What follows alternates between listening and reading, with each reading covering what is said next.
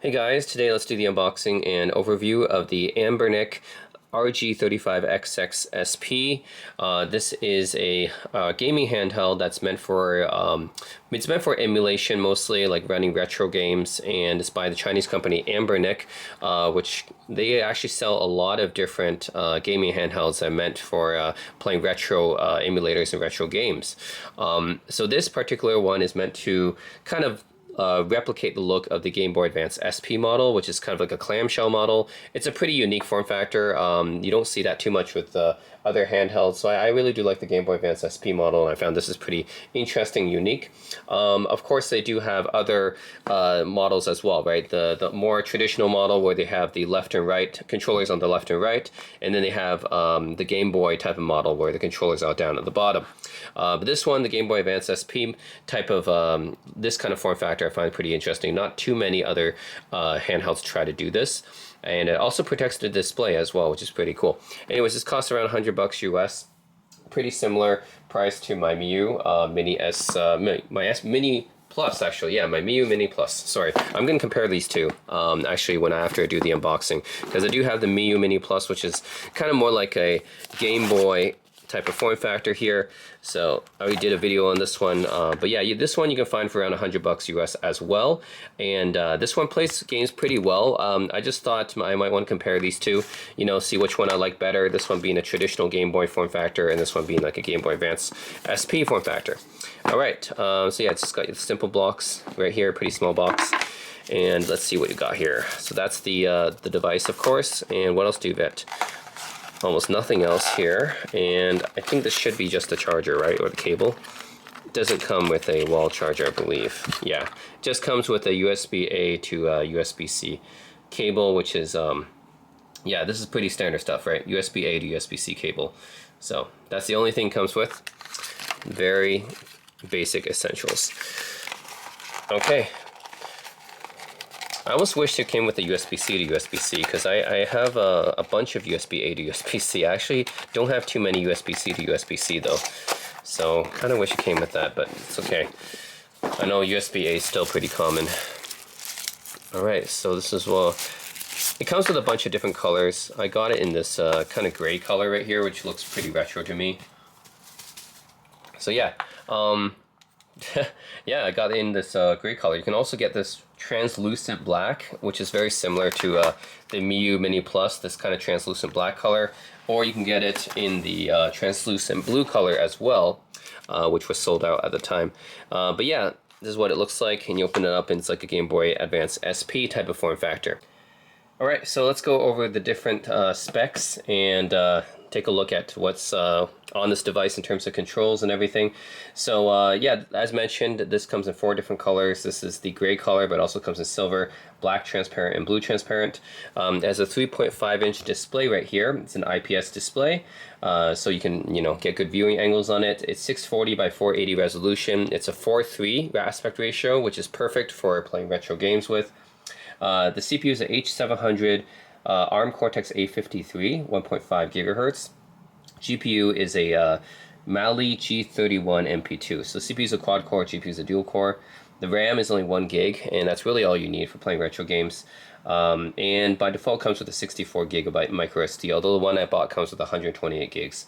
And it also comes with Wi-Fi and Bluetooth. It comes with Wi-Fi 802.11 AC, and Bluetooth 4.2, which, yeah, I guess I'll have to test it. It says it only works with Bluetooth controllers, interesting enough. I wonder if it doesn't work with Bluetooth headphones or other Bluetooth devices. Anyways, yeah, this is what the form factor looks like. It's pretty small. You can compare it to the Miyoo Mini Plus right here. You can tell that the SP form factor is smaller because it's a clamshell, and we can compare it the size. So we can compare it. This one is yeah. So the Game Boy type of form factor of the Miyoo Mini, right? You can tell it's a slightly shorter one, and then if you turn to thickness, yeah, the Anbernic is a little bit thicker. Yeah, it's a little bit thicker because it's a clamshell. It's also a little bit wider than the Miyoo Mini Plus, and of course it's also yeah, got less height. So yeah, they're different form factors. You can take a look at the controls right here and compare them as well. So Let's start from the back right here. So the back you have this is a mini HDMI port, which is kind of annoying because you have to find a specific mini HDMI cable, which is something you have to usually buy separately. Not many people have mini HDMI cables just lying around, right? They will have full-size HDMI cables, or even micro HDMI would be easier to find than mini HDMI. Mini HDMI, yeah, usually a lot of devices don't use this, so you have to buy this cable separately, most likely. Then you have this USB-C charging as well, so it's a USB on the go, so you can connect it to your computer, but also it's for charging as well. You have two triggers right here on the back on each side. So you have L1, L2, R1, R2. This is pretty uniform triggers. You can compare this to the back triggers on the Miyoo as well. So there's back triggers on the Miyoo Mini Plus. Roughly, it's pretty much the same size. I mean, yeah, whether you're playing on here or whether you're playing on here, in terms of like actually using them, I don't think there's too much of a difference, right? Just, of course, where they're placed is obviously different because it's a different form factor. But in terms of, yeah, this one might be a little bit more clicky to give me like more tactile on the Anbernic. But on the Miyoo, yeah, it's certainly still usable. I would just say that probably when you're playing this, it's a little bit less likely to hit that than on the Miyoo, because your hands are like naturally resting on the back when you're playing the Miyoo, so it might be easier to like accidentally hit the switches on the back. And plus these ones feel a little bit, the response isn't quite as good on the Miyoo, so I had to give it to Anbernic for the more tactile feel, but otherwise they're pretty similar. They're both pretty small, and yeah, they're fairly small buttons, I would say. So obviously the left and right triggers are not the main buttons for these handhelds. On the bottom you have, yeah, Anbernic made in China. Of course, Miyoo also is made in China. They're both made in China because they're both Chinese companies. And, well, most electronics are made in China because, yeah, it doesn't matter even if they're Chinese or not. But in this case, they're both Chinese companies, which is actually a good thing because if you're looking for electronics, it's very easy for Chinese companies to kind of produce products very fast because they have access to the supply chain and everything. Yeah, in general, like it's easy to get like a really cool new product coming out of China because, you know, Western companies, they need to take the time to actually like go through all the different steps of contracting with Chinese manufacturers and stuff like that, whereas Chinese companies just naturally have those connections. Anyways, that's why you see a lot of Chinese companies coming out with new products relatively frequently compared to Western companies. They can rapidly prototype basically a lot easier than Western companies can. Okay, so you got volume buttons on the side here. This is the left side of the Anbernic. Yep, volume up and down right here. A little bit recessed, by the way, so I guess it's fine because you don't accidentally hit them. You don't need to adjust the volume all that often, and this makes it so it's you don't accidentally hit them too much, which is fine. And then on the right side here, you get this is the power button, I'm guessing, and then no, this is the power button. Yeah, this one is the power button. This one, I'm guessing, is kind of like a reset button. Then, yeah, I'm guessing it's kind of like a reset button. I think it should be, yeah. So the power button, kind of like a reset button here, I guess. You have some power light indicators right here as well, which is a nice touch. Then on the front of the device, you have the SD card and the micro SD card. You actually have two micro SD cards. So that's an improvement because the Miyoo Mini Plus only has one. So this is the Miyoo Mini Plus, bottom of the Miyoo Mini Plus, and then you only have one micro SD card slot, whereas on the Anbernic SP, you have two. So that's a nice little extra touch to have an extra SD card. You know, like if you want to store a lot of games on this thing, then you can, right? You have two SD cards. Then you have a headphone jack right here, pretty standard. And that's pretty much it on the exterior of the clamshell. But then when you open it up, then you have the main buttons here. This is, I'm guessing, the menu button to go back to the operating system. I'm not exactly sure what the Anbernic is using. I'll have to take a look later, but I'm guessing this will always go back to the main operating system or home screen of the Anbernic. Then you have start and select right here. Speakers, I'm guessing it's just a mono speaker. You have a D-pad right here. I'll have to test this out. D-pad's pretty important on a device like this because it's the only way to navigate. You don't have an analog stick at all, so the D-pad is pretty, is more important on a device like this, I would say. Normally D-pads on other handhelds or like controllers and stuff would kind of be an afterthought. But yeah, in a handheld like this, which is focused on retro gaming, it's important to get the D-pad right. Then you have the 4 face buttons right here, which are a little bit stiff just from pressing them. Just comparing this. Yeah, I think the Miyoo is a little bit less stiff. So the D-pad on the Miyoo is pretty solid, actually, pretty decent. And then, yeah, the face buttons here are, I think I like the response of that one a little bit better. These ones are a little bit stiff to hit. And the D-pad's, just by the feel, I haven't tested it yet, just from the feel of it. Yeah, the Anbernic seems to have a stiffer D-pad, and the buttons are stiffer as well. And by stiffer, I mean that you need a little bit more pressure to press them down compared to the Miyoo. The Miyoo, fairly responsive, but then actually, like it's easier to press the buttons down on the Miyoo, whereas on the Anbernic it feels a little bit more stiffer.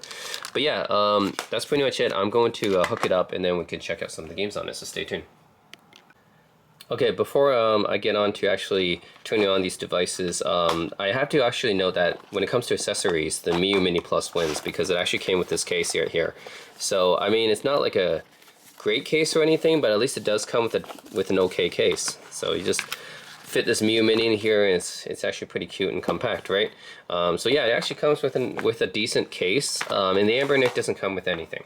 So that's already a win in favor of the Miyoo Mini Plus right here. I mean, it's the same price, right? Like $100 US, $100 UX, except this one came with a case as an extra. Also came with a screen protector as an extra too. So yeah, the Miyoo came with a little bit, you know, more extras than the Anbernic did. So before we even test out the games, I have to note that fact. Right, before we get into the games themselves, let's just do an exterior comparison of the Miyoo Mini Plus and the Anbernic. I'm just going to call this the SP, and because the full name is kind of annoying to pronounce, so I'm just calling the Anbernic SP.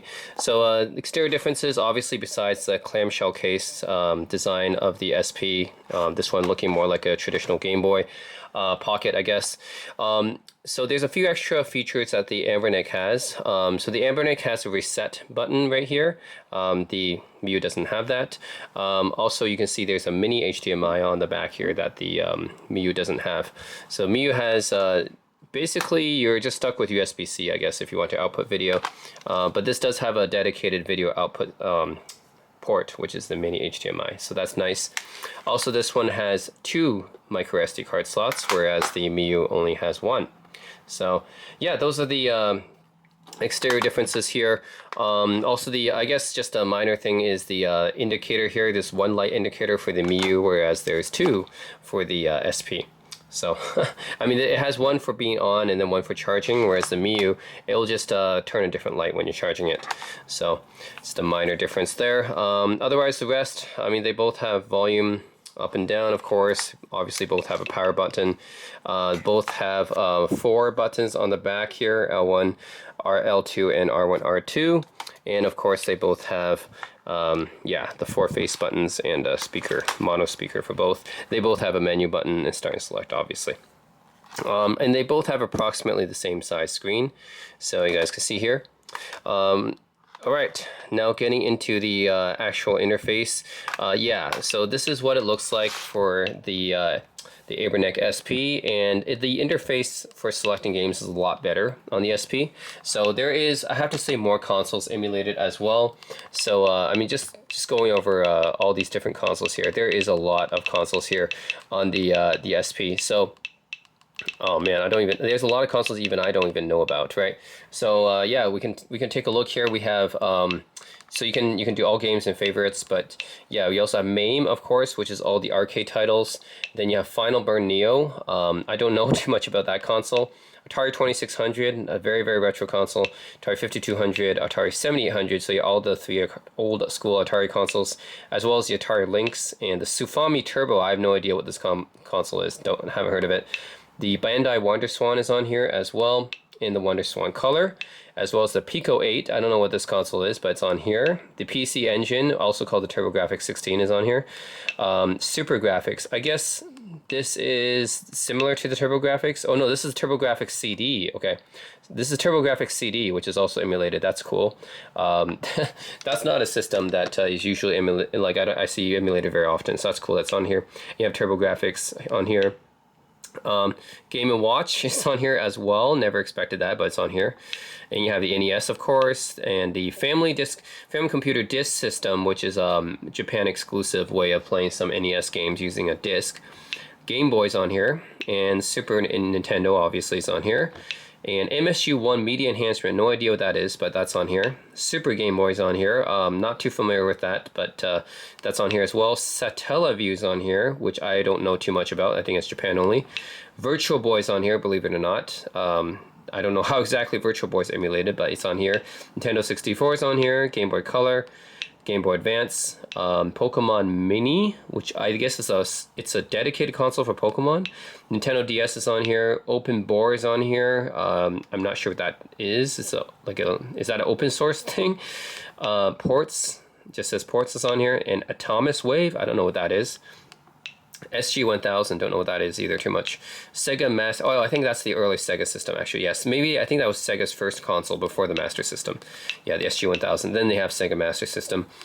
Then you have the Genesis, also called the Mega Drive on here. Then you have Game Gear, and you have Sega CD, and you have Sega 32X, you have Dreamcast. So all the Sega consoles are on here. Actually, wait a minute. Saturn's not on here. Okay, interesting. So the thing is, Saturn has always been pretty difficult to emulate, I find. And yeah, for some reason, they have all these other systems, but they don't have Saturn. Huh. No, they don't have Saturn on here. That's really interesting. And yeah, Saturn is a hard system to emulate, but wow, you emulated all these other systems that some I haven't even heard of before, and you don't have Saturn. Okay. Naomi, I don't know what this is. Neo Geo is on here. Neo Geo CD, Neo Geo Pocket. Neo Geo Pocket Color, PlayStation 1, and PSP's on here. Yeah, so basically all your consoles up until Dreamcast is emulated here. Dreamcast and actually PSP technically. Yeah, PSP is the latest consoles on that's been emulated here. So everything up until PSP is emulated. The notable exception is Saturn. I don't see Sega Saturn on here, which is a bit of a shame because there are some Sega Saturn games I really like, but that's not on here. But yeah, you have almost every console up until the Dreamcast. Actually, PSP technically is much later than, but they don't have PS2 and they don't have GameCube and Xbox. So yeah, pretty much we can say all the consoles except for Saturn up until the Dreamcast is here. Well, you know, there's obviously other exceptions too, in television, ColecoVision and stuff, but we're not going to go too much in that. Let's just say that almost every console up until Dreamcast is here, and then you have PSP kind of as its own separate entry. Yeah, this is obviously the most newest console, but it's its own separate entry because it kind of stands alone with respect to when it was released. Yeah, this is a lot better as an interface. If you go into any of these games, okay, so let's just go into, actually, what's a Final Burn Neo game? Interesting. So if you go into one of these menus, you can see that there is a little screenshot here that tells you a bit about when it's released, when the game was released, a little bit of a blurb telling you the summary of the game, and how the star rating of the game. I don't know sure where the star rating is pulled from, and then it even says the box art here and the title of the game here. That's really, really cool. And if you stay on the screen for a bit, you'll actually see a little preview. Yeah, a little preview of the game in action, which is really, really cool. And for every single game on this list, on this device, I believe it's like that, like Dungeons & Dragons Tower of Doom. Okay, let's wait for it. Yeah, Shadow and Star, let's see, this is Capcom Dungeons & Dragons. Yeah, like every single game, you have some sort of trailer, which is amazing. Even for the Final Burn Neo, which is like an obscure system. Like 2600, see like, does this one have, oh no, maybe Adventure 2. Okay, that's interesting. I didn't know there's a sequel to Adventure. Okay, maybe there's not a preview for Atari. Let's try 5200. Actually, I don't know how many games are in each. I have no idea how many games are in each. But it's cool that they show you a preview, right? I know for Nintendo they should. Let's try Nightmare on Elm Street, for example. Yeah, so for most of these, they'll show you like a preview of the well-known systems. That's really, really cool. So compare this, and actually we can try select here. And if you press start on the main menu here, then you get this this menu here where you can change your game settings, update game lists, accounts, retro achievement, net play, BIOS check, auto save and load, power mode, video mode, game aspect ratio, rendering, AI translation, rewind. You can do all that. Settings here, controller settings and Bluetooth settings are here. So you can connect Bluetooth controllers to this as well. You can change the theme of this as well. So whatever operating system this is using, I think it's called Pegasus system. No, it's whatever system Anbernic is using. Yeah, I actually don't know what it's called, but it's pretty cool that that UI is there. 44 selected game systems. Okay, so you can kind of modify your game systems here and choose what to display. So that's pretty cool. You can even show games of hidden systems in collections. That's interesting. I wonder what that's about. So that's game collections, sound settings. Of course, you can change that as well. Network settings. You can connect this to Wi-Fi as well. Oh yeah, this operating system is called Nully or something. Yeah, that's what it says when you boot it up. It's called Nully. Scraper. So you can scrape for game art, I guess. Updates and downloads. You can check for updates on here.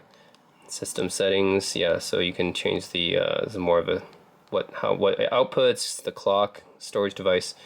Yeah, there's a lot of different settings you can do here. Okay, so that's the interface of the Anbernic SP. It's actually very impressive. I'm very impressed with it actually, especially the ability that it's displaying like previews, right? So I go into Nintendo, go to something, and pretty much every game has a preview. It's pretty impressive. Every game has like kind of like a preview video there.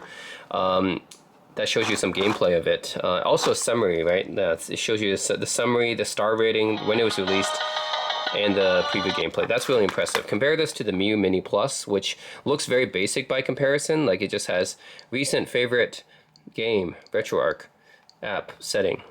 And in setting, you have very basic settings here. You don't have the advanced settings that the Anbernic SP has.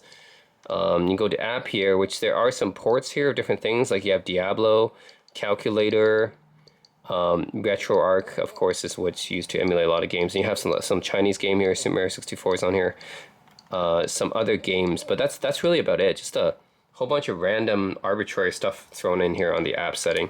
And then, of course, you can launch RetroArch as well, and there's a bunch of systems here. So I think that actually for this, most of the system, yes, MS-DOS as well. So that's something I was looking forward to since I was a DOS gamer when I grew up. So it's cool, always cool seeing MS-DOS on here.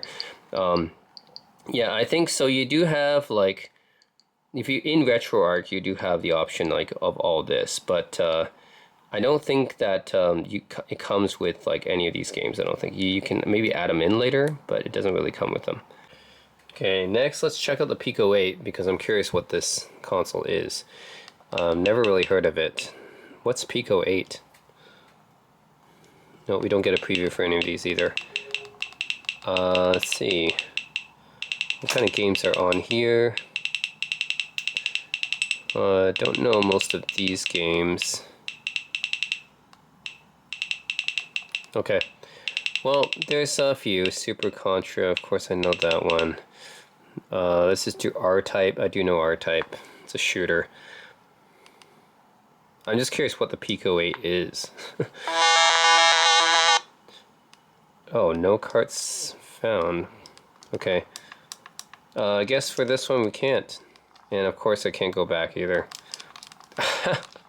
Oh my god.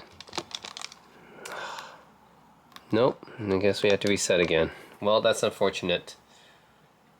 Well, I guess we'll not be going with the Pico game, because yeah, I'm afraid if the other games are going to be like this too, I might just have to keep resetting.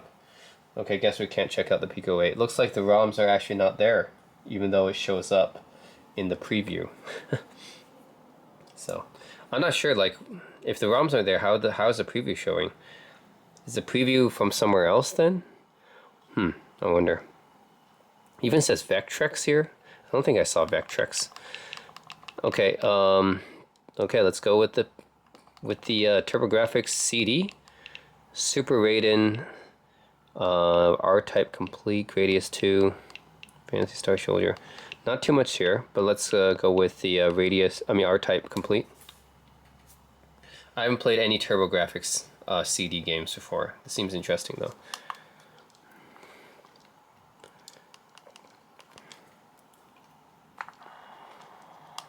Alright, we gotta turn up the volume again.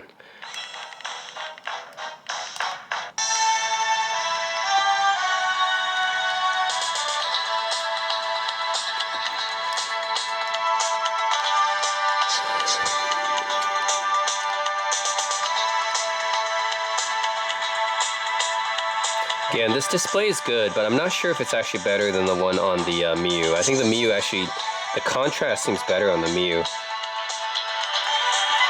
Not to say this is bad, of course. This is a good screen. It's just that I think I might still prefer, yeah. Like when you guys saw that side by side, right? I think the Miyoo had better colors and contrast.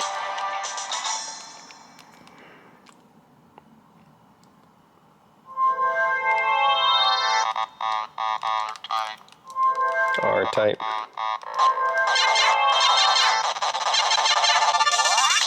Oh, I got a charge shot? Okay, cool, like Mega Man. Mega Man style charge shot here.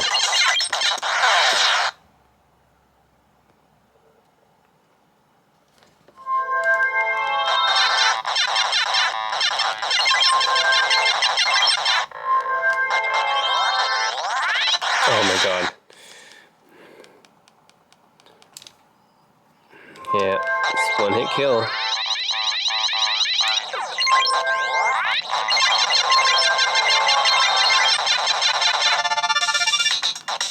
Oh shoot. It's like Contra basically. I mean, it's like, yeah, shooter. Oh god. Oh god.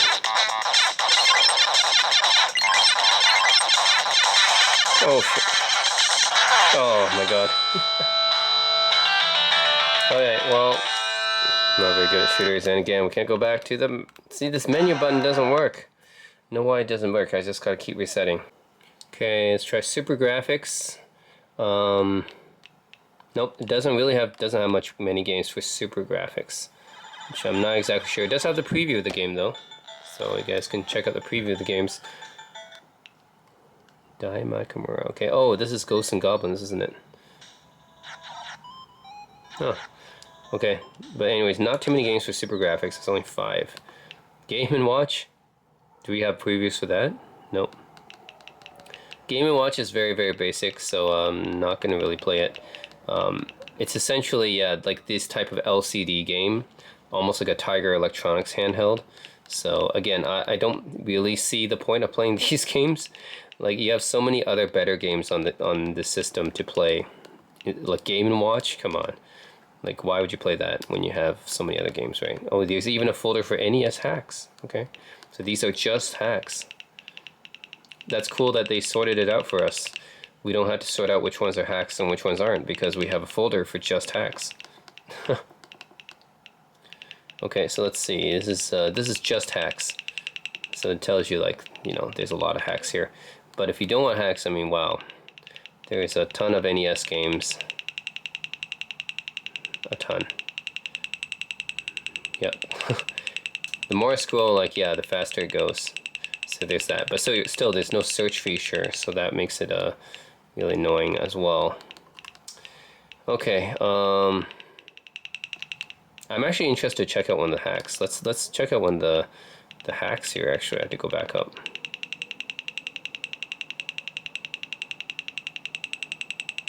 Okay, I'm actually curious to check out one of these hacks to see what they did.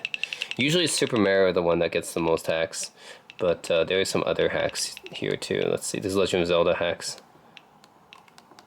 Oh yeah, they don't show me a preview, right? What's Mega Man Reloaded? Let's try that one. This Mega Man hack.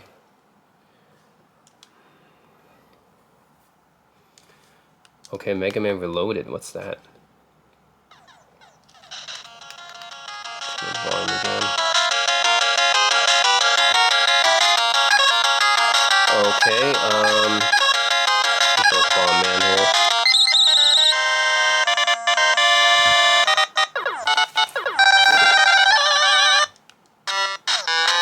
Is the level different in some way?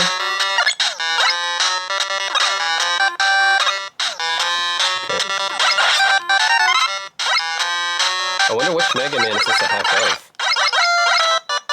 Okay. Okay, well...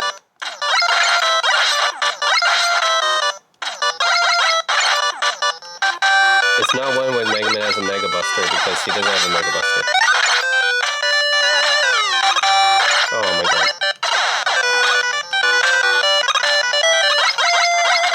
Oh my god, this always gets me. Come on. Come on.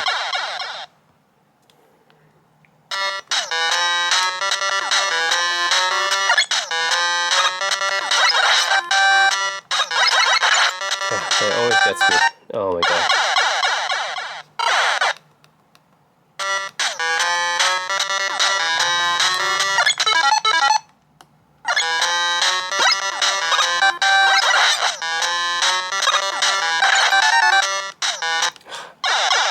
Alright, anyways, that's an NES game. Obviously, it plays NES games. Oh, we gotta reset again.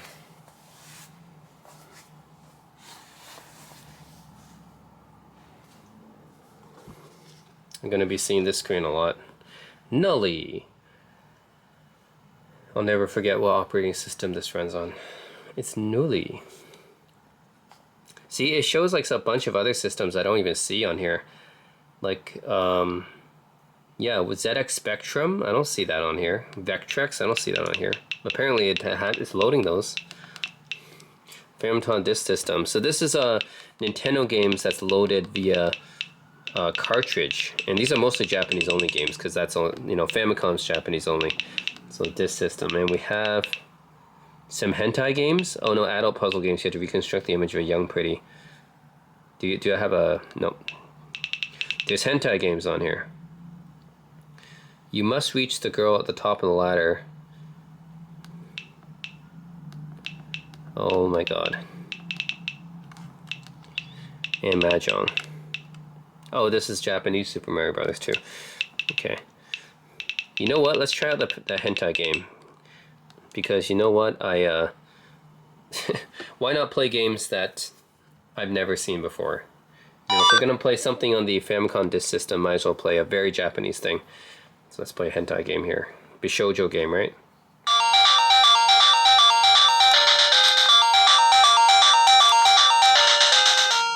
So what is this?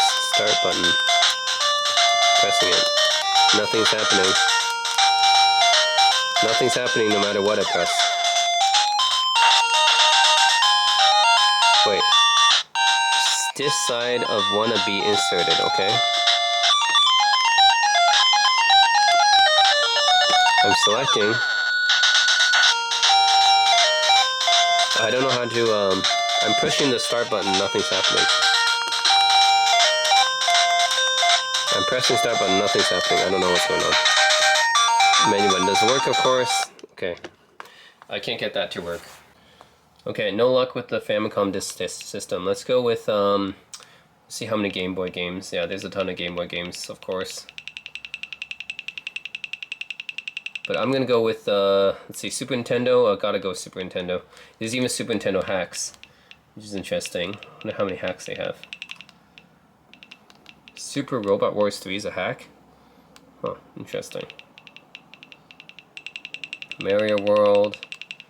Prince of Persia got hacked here. Wait, New Super Mario Brothers. Huh.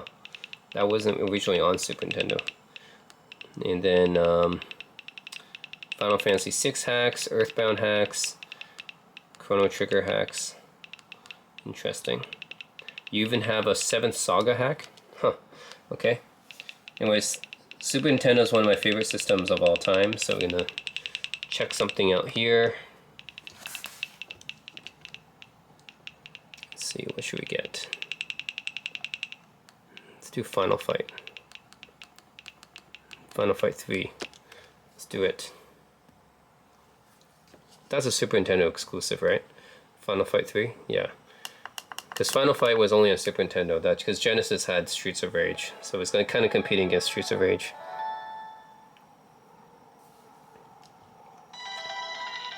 I'm gonna up the volume again.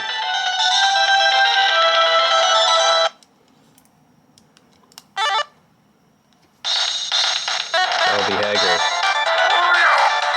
Oh yeah, brings back memories. Round 1. Yeah, that's so special. Oh yeah, Mayor Hager, baby.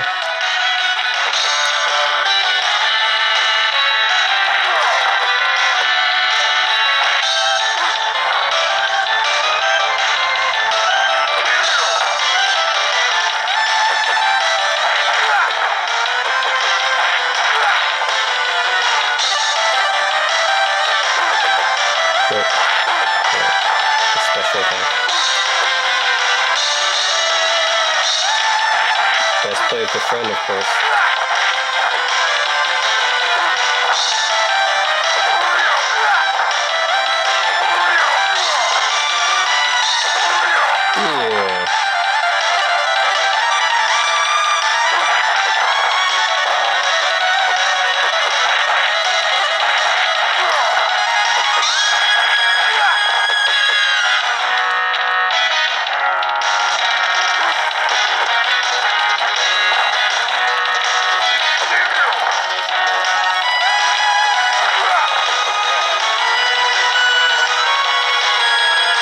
Yeah.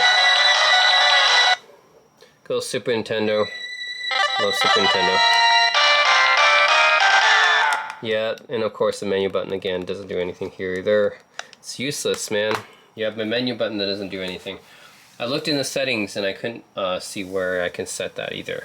If anybody knows, you know, if anyone has an Anbernic, let me know if you can ever set this this button, the menu button here, because it doesn't seem to be working for me for almost every one of these consoles. Which is really kind of a deal breaker, because this thing, yeah, having to reset the game console, having to reset this device every time I select a different game, that's really kind of a deal breaker. No matter how good the rest of the system is, just, yeah, this inconvenience is really annoying me. Okay, and what's MSU Media Enhancement? Don't really know what this is. Super Castlevania 4, yeah, that's a great game. Let's check that one out. What is this Media Enhancement thing, though?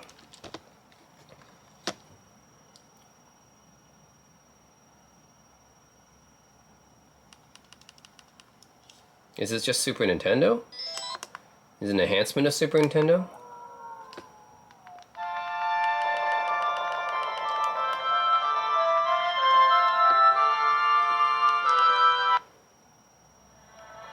I mean, it looks pretty much the same as the Super Nintendo. I'm not sure what's this media enhancement thing. It looks the same to me as Super Nintendo almost.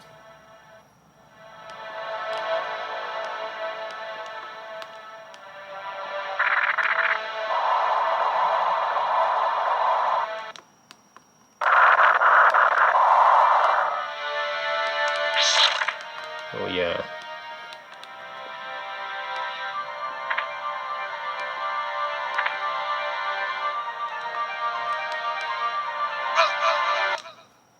Okay, I wonder how am I supposed to get past that one?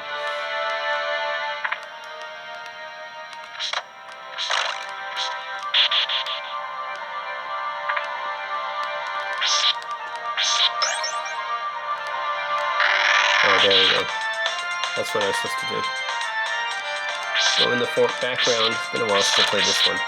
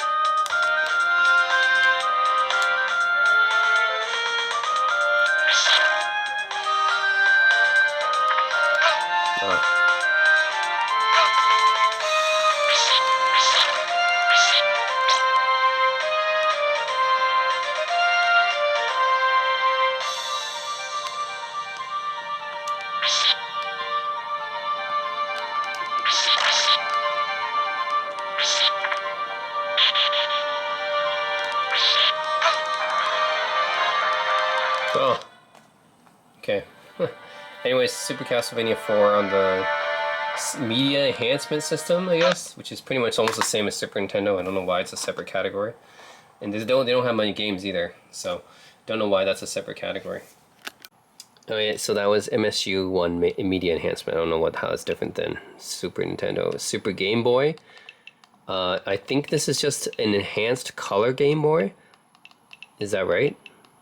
No, it's just a larger version of Game Boy, because I think Super Game Boy is just like being able to play. I think this is an adapter, right, for the Super Nintendo to play Game Boy games, if I remember correctly. I think it's just an adapter for the Super. So it's basically just a higher res version of Game Boy, right? Yeah, I think it's just a higher res version of Game Boy. Okay, but apparently that's a separate category on here. Satellaview, I don't know what this is. Ooh, they have Albert Odyssey. I like Albert Odyssey for the Saturn. Too bad they don't have Saturn on here, because Albert Odyssey is like one of my favorite Saturn games. Their Fire Emblem. But yeah, let's try Satellaview, because I have no idea what this game is. There is Chrono Trigger Jet something.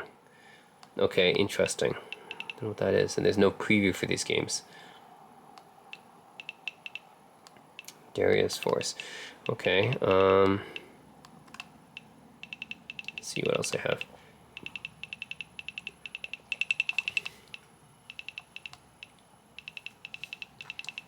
Sonic Blast Man. No, that's different than Sonic. Super Bomberman. Defense Wars. Super Famicom Wars is essentially the predecessor to Advance Wars, by the way. Super Puyo Puyo. Let's see. Wizardry 5. Ooh, they have that. Okay. I'm gonna go with Albert Odyssey. I'm just to see playing Albert Odyssey on yeah, on Satellaview. Yeah. Satellite data broadcast, interesting. Wow, what is this?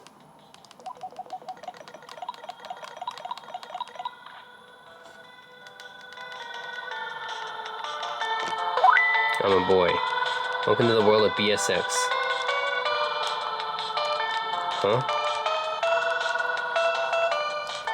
There's no signal detected. Okay.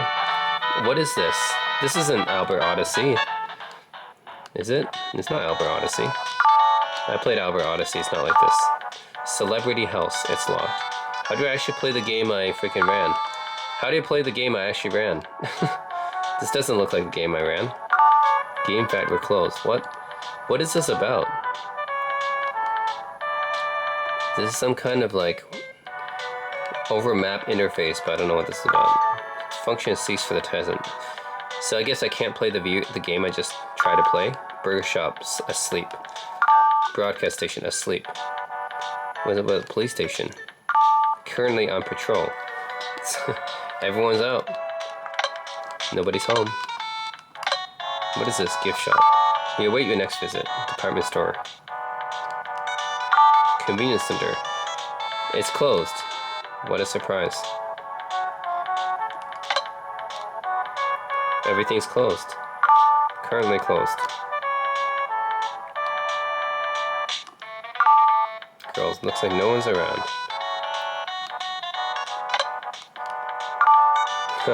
Everything's closed. You can't do anything.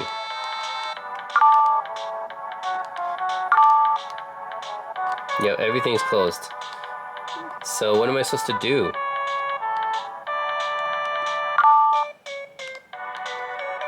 What am I supposed to do here? That means we can't place the Satellaview games, can we? Welcome home. Please choose from the menu. Okay. Receive program. Nope, no program. Oh, here we go. Albert Odyssey. Yes, let's load this one. Okay, so that's how we play a game. We have to load the data like this. Okay, so we're loading the... We have to go into that Satellaview interface thing, and then we load the game from there. Interesting. But isn't this just a Super Nintendo game? Albert Odyssey? Okay, yeah, this is just a Super Nintendo Albert Odyssey game. In Japanese, of course.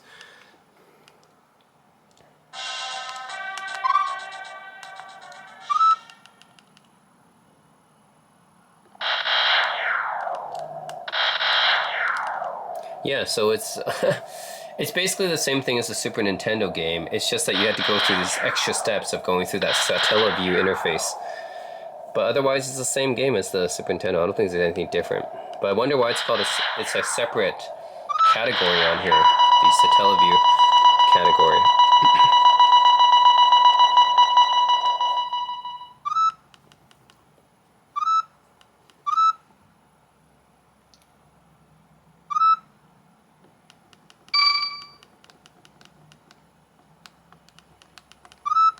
Okay, well, it's in Japanese. I played the translated version though, So I kind of already know what this game's about. It's alright. It's not as good as the Saturn version, that's for sure. Yeah, but this is the first Albert Odyssey game. There's a few others. The Saturn version is my favorite because the translation is done so well by Working Designs. But obviously this version is not translated. It's the Japanese version. Yeah, the original game isn't quite as good. It's just okay. And we can't exit out, so we gotta reset. So anyways, so Teleview is essentially the same thing as Super Nintendo. Okay, let's, hold on, actually I'm curious to check out Virtual Boy. How does Virtual Boy work on this? Let's go with Virtual Boy Wario Land.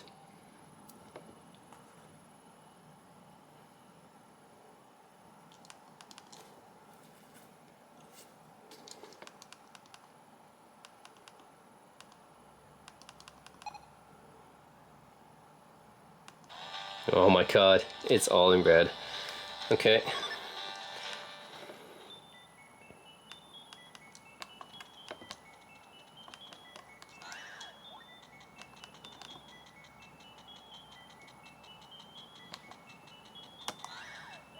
Okay, well, how do I start a game here? Okay, there we go. Okay, I'm playing a Virtual Boy game. Oh my god, it's all in red. This is like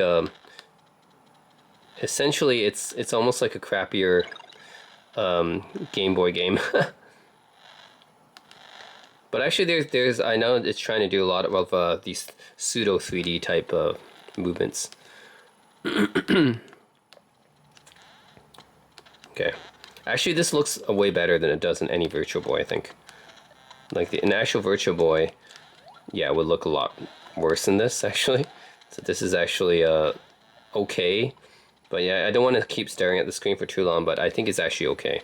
On an actual Virtual Boy, I don't think it actually looks as good.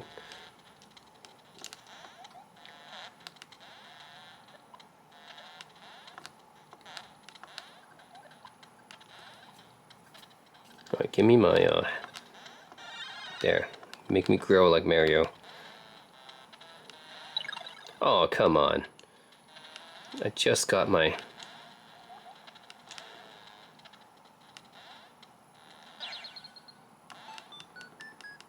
Oh, I was supposed to jump into the background, I think.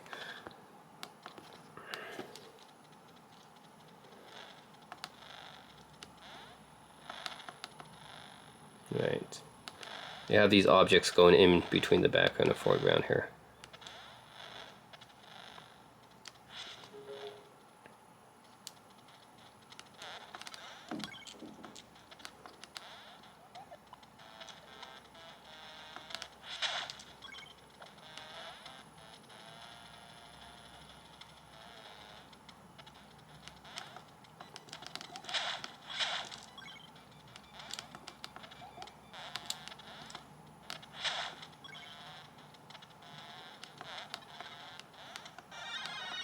Ooh. Nice to get upgraded. Ooh. Shit. Oh yeah, here, I jump into the background. Okay, here we go. That's me in the background there. So that's actually a cool mechanic of some of these Virtual Boy games, that you can jump between the background and foreground. It's not really 3D, but it's kind of like this pseudo 3D type of trying to be kind of like 3D, I guess. Yeah, so that's a cool mechanic of some Virtual Boy games. They go between the background and foreground. I kind of wish some more games were like that. But yeah, I don't want to play Virtual Boy games for too long. Okay, let's try the N64, which doesn't work well with a D-pad because it was meant for analog stick. But still try. Oh yeah, Golden Knight 07. Gotta have that, of course. And I think we should have. No, we don't have a preview. Okay. Stadium, Rampage 2, Star Fox.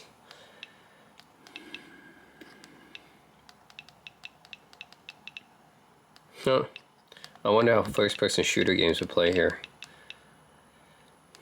Alright, let's go with Turok 2. See how first-person shooter games would play.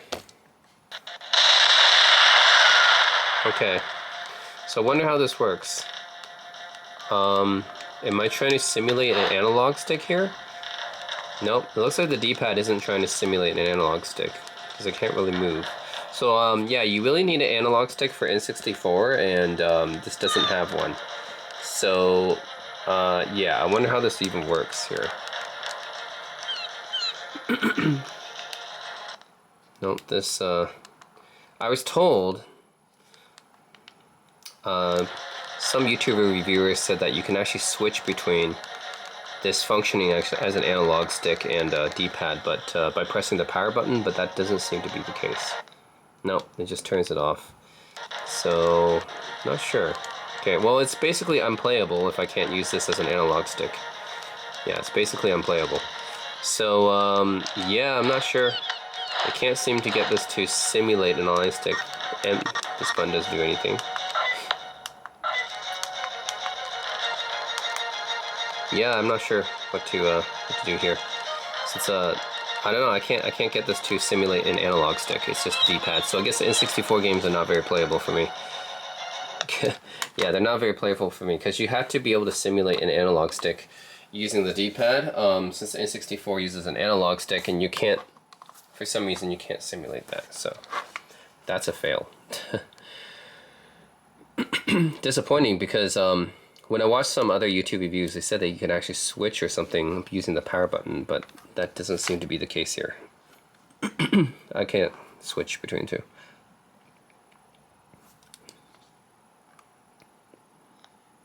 Okay, so let's see. What's next? Let's try. Well, you have Game Boy Color. I'm just curious to see what other games are here. It's a pretty decent amount of Game Boy Color games, right? Yeah, probably not gonna play Game Boy Color. I'm gonna go with Game Boy Advance, especially since this is in the form factor of a Game Boy Advance SP. And let's see that preview here. Yeah, okay, we get a nice preview here. Good. So all these games you have a preview, I guess, which is nice. Army Men Advance. It's cool just to be able to see some gameplay from all these. So like, we don't have to go into the game, just see some preview of what these games look like. I'm in a tournament. That's cool. Castlevania Circle of Harmony.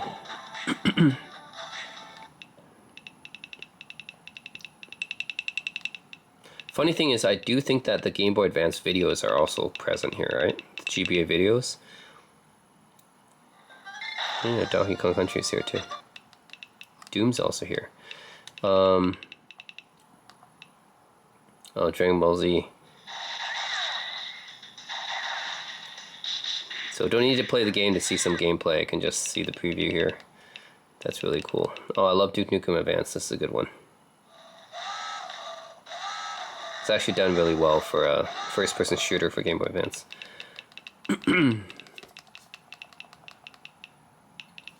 I just want to see. Oh, FF Tactics Advance is one of my favorites. I wonder where these previews are coming from. Are they like small little compressed video files? Where are they being stored? Oh, Sacred Stone is also one of my favorites for Fire Emblem. I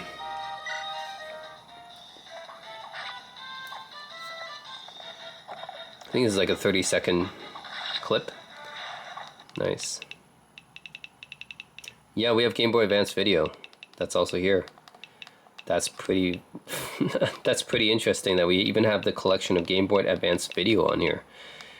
So say, for example, I want to play SpongeBob SquarePants video. I can do that.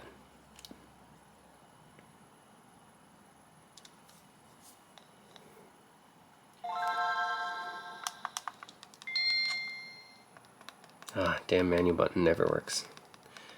Not compatible with Game Boy Player, okay. Oh, I guess we can't play those. Okay, so they have the Game Boy Advance video ROMs here, but you can't actually play them because it thinks it's a Game Boy Player. That's too bad. Okay, let's go with something. Can just okay, yeah, let's go Doom 2. Something I can easily play for a little bit.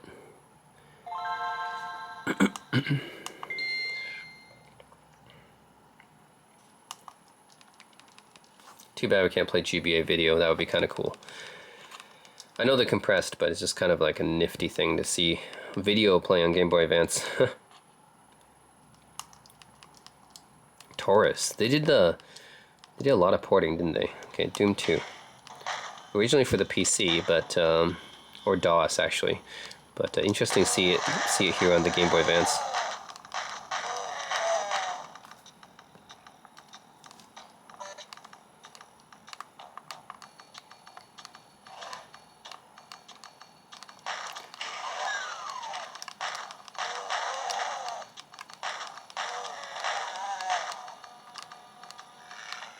Of course, they made it work with the D-pad here. It's pretty... It's always interesting to see, like with Duke Nukem Advance 2, it's interesting to see how they made first-person shooters work with the D-pad.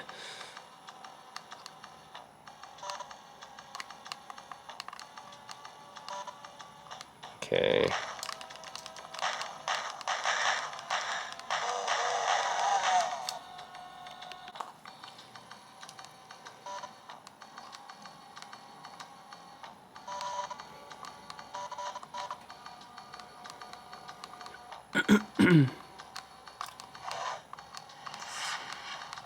Oh, here's the exit. Oh, that was easy.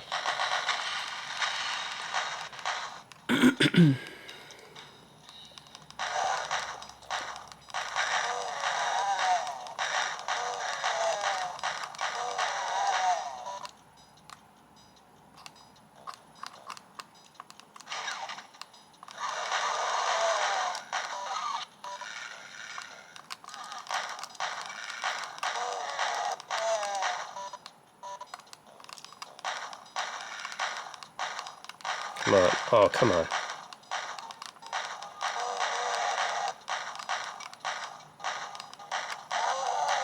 There we go.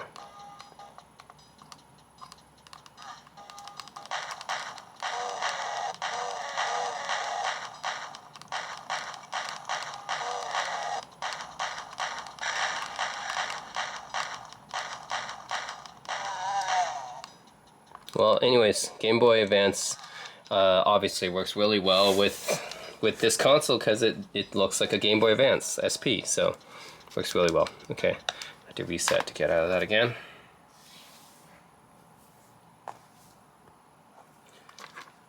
Yep, I think this thing is probably the best for Game Boy and Game Boy Advance games because that is the right form factor. So if you guys just want a historically accurate thing, yeah, this will be the most historically accurate with Game Boy and Game Boy Advance and Game Boy Color games, because it is the right form factor for them, since that's what it's based on. And then N64, on the other hand, obviously just isn't meant for something like this. I think that's probably one of the things that, yeah, N64 is probably one of the things that runs the worst on here, because it really isn't meant for this, using with the D-pad. What's Pokemon Mini? I just wonder what this thing is. It's like a black, it's basically like Pokemon, it's like Game Boy, right? It's like similar to Game Boy. Pokemon Mini. Nintendo DS, so I wonder how they implemented this stuff. Nintendo DS, okay. Fire Emblem, Final Fantasy Tactics, GTA Metal Slug 7. N Plus is on here as well, interesting. New Super Mario Brothers. Yeah, let's try Super Mario 64 DS. I'm curious to see how this works. Oh. Did it, I think this kind of froze on me. It froze, I think. Oh, here we go. It just took a while to load.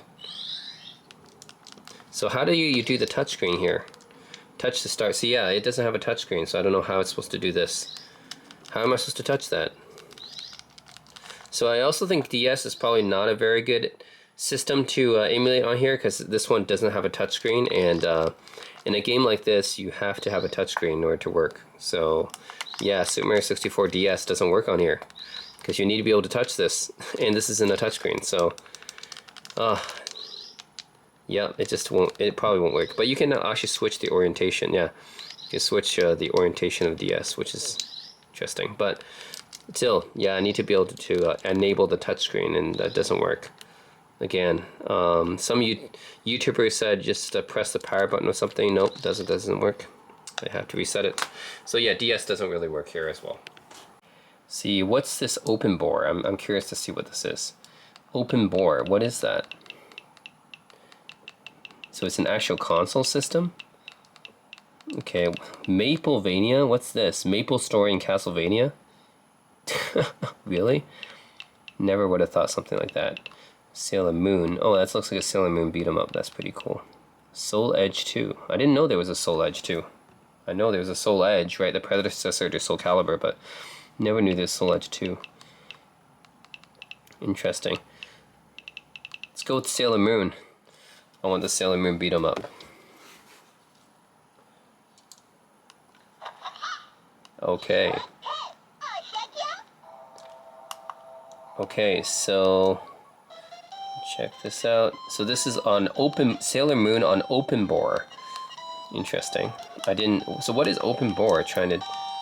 Is it an arcade system? Is it a console? I'm not sure. Anyways, this is that beat 'em up Sailor Moon game, right? I think I played this before on my channel. It's actually surprisingly pretty good. Oh yeah, I forgot to up the. Yeah, here we go.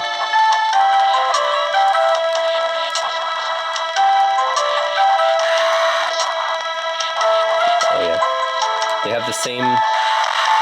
They have the same sound effects as Streets of Rage.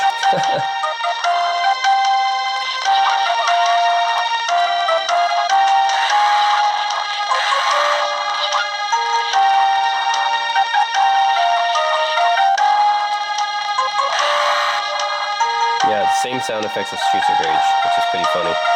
I think this is just a Streets of Rage hack, almost. It seems like it. Yeah, it's almost the same, yeah, sound effects as Streets of Rage. Pretty funny. Such happy music, though. Happy, serene music playing while I kill all these enemies. So you have these happy, serene music playing while I just go like full tilt on all these aliens. Pretty funny. Yeah, take that. Swing my tiara at you. Wait. Oh my god.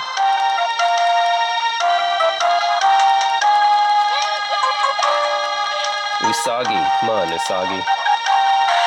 There we go, he's dead. Anyways, yeah, Sailor Moon beat 'em up on the, yeah, this is, pretty interesting, actually. So anyways, you have Sailor Moon beat up on the open bore. Come on, menu button, you never work. Okay, let's play Maplevania. I'm really curious about this one too. It's apparently a combination of Maple Story and Castlevania, which I never thought would be existing. Like, what a crossover, right? A Maple Story and Castlevania crossover, really? I have never expected that. Apparently this thing exists, yeah, Maple Story and Castlevania. That's pretty incredible. No idea this thing existed.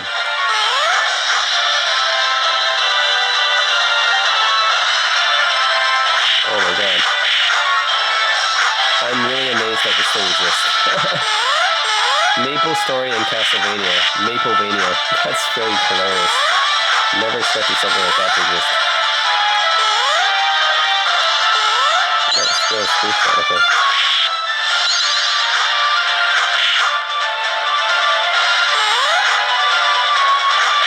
What's this?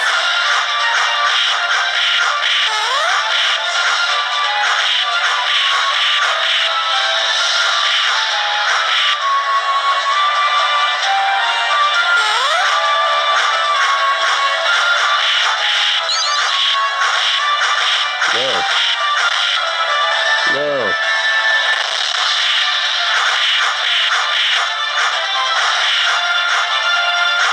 Yeah, it's basically a beat 'em up game. Oh, chicken. Basically a beat 'em up game, yeah. But a combination of Castlevania with it's a Castlevania beat 'em up with Maple Story characters. That's pretty amazing. Never expected something like this to exist. That's interesting. Okay, now I'm curious what this ports is. Ports. So, what's PR Boom? Doom, Doom 2, Final Doom, Ultimate Doom. Interesting. We have Cave Story Evo, Celeste is on here. That's actually a Nintendo Switch. Actually, this is a newer game, not just Nintendo Switch, but PC. And yeah, this is a pretty new game from 2018. But that's on here.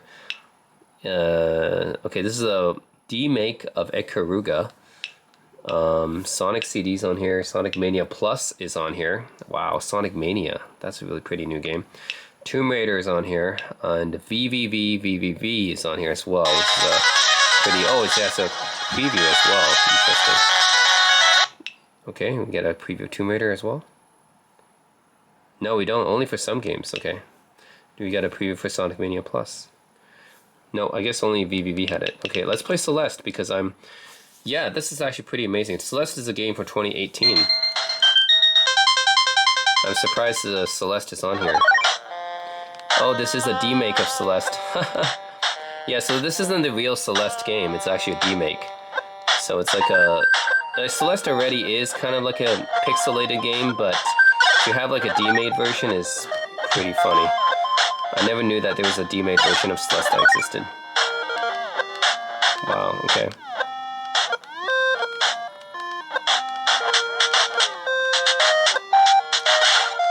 Okay, I see.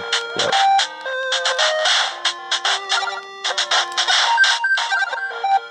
Yeah, those of you guys who play Celeste, it's a pretty challenging platformer game to play.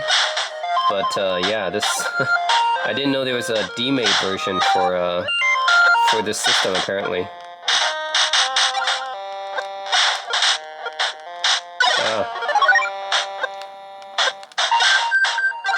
Yeah, it's a pretty challenging platformer.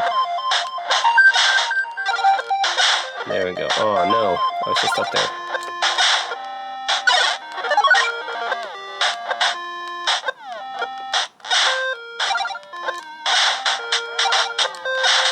Oh shit, I was just there. There we go. Oh, there we go. Finally got to the next stage.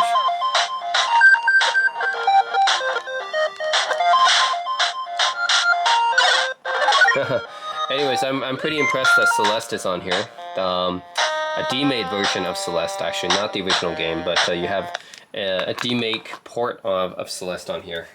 Is Celeste already... I wonder if the original version of Celeste would have ran on here too, because the original version is still kind of pixelated, right? It's not like it requires too much to run. But interesting, I didn't even know there was a remake of Celeste on here. But there is. Interesting enough. And Sonic Mania apparently as well too. I'm curious about Sonic Mania 2 actually, because that's also a new Sonic game. I wonder if that one's remade too. Probably check it out here. What's X-Rick? I just saw X-Rick. Yeah, let's just check that out here. Here we go. Yeah, Sonic Mania Plus. I wonder how that's done here. This is actually pretty, yeah, another pretty recent game. Plus, the Plus version is from 2018 as well, actually.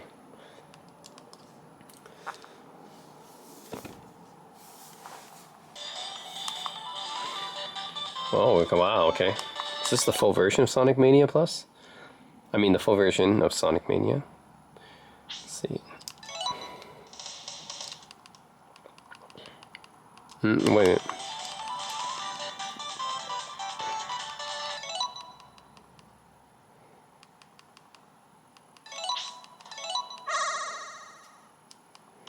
I wonder who ported this. Wow. I wonder who ported Sonic Mania to this system. So interesting, because this is like as modern of a game as you would find on here. Like, this game is originally from 2017. That's as modern of a game as you'll find on the system, right? It's essentially a continuation of the retro-style Sonic game, so no doubt it runs on here, because it's essentially a retro-style Sonic game, but I'm just impressed that they had a game for 2017 on here. That's pretty impressive that they managed to port it over to this system. Yeah, because it's such a modern made game, you know. I mean, it exists for the Switch and PS4 and everything too.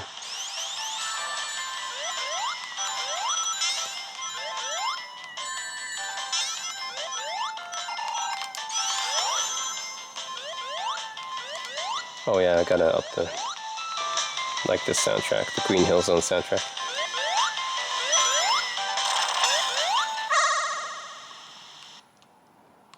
Oh yeah, this mini game here, Sonic Mania.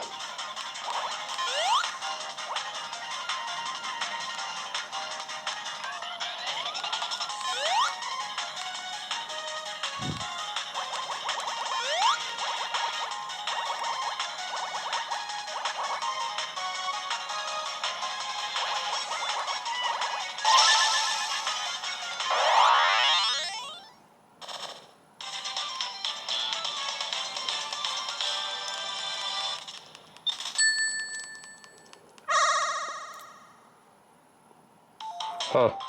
Anyways, pretty cool they put Sonic Mania on the system. I definitely did not expect that. So that's pretty cool. Sonic Mania is one of the best Sonic games, for sure. I would put it right up there with Sonic 3 as one of my favorites. So that's pretty cool that's on the system here. Yeah. Alright, next let's try the Atomus Wave. I don't know what console this is, but apparently there's a few Atomus Wave games on here. Okay, I have no idea. Is this an arcade system? Is this a home console or something? Let's see here. I'm always up for Guilty Gear X, but it has Knights of Allure on here as well, which is really cool. Yeah, Knights of Allure is also really cool. And a Metal Slug 6, I mean. See that preview here. Very cool. Guilty Gear X. See that preview.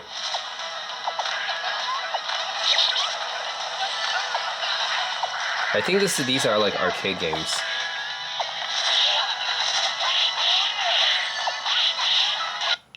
Knights of Allure, let's take a look.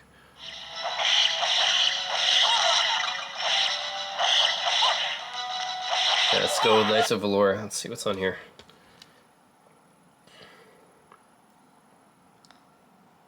Oh. Okay. Thinking these are probably arcade games. Yeah, because the games I saw in there were like pretty much all arcade games. So I think Atomus Wave is some sort of arcade like system.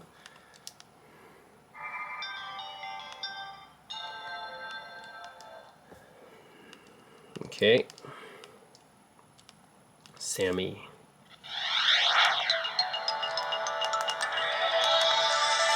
Oh, IGS, yep. Yep, insert coins. It's definitely an arcade system. Okay, Knights of Allure. So you have some Chinese characters here to select from. You select the sexy girl, of course. Oh, interesting. Well, this is, I can't read any of that, but check it out. Graphics seem pretty good. Yeah. Almost like Neo Geo type of graphics. Cool.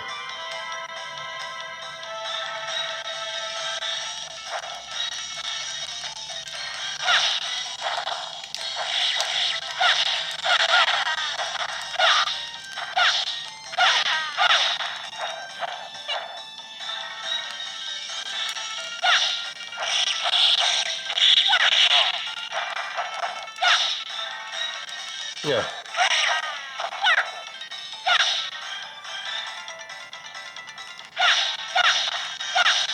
Yeah.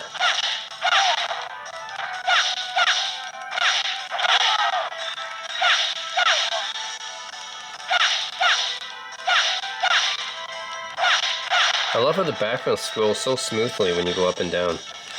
In most beat 'em ups, the background doesn't really scroll with you.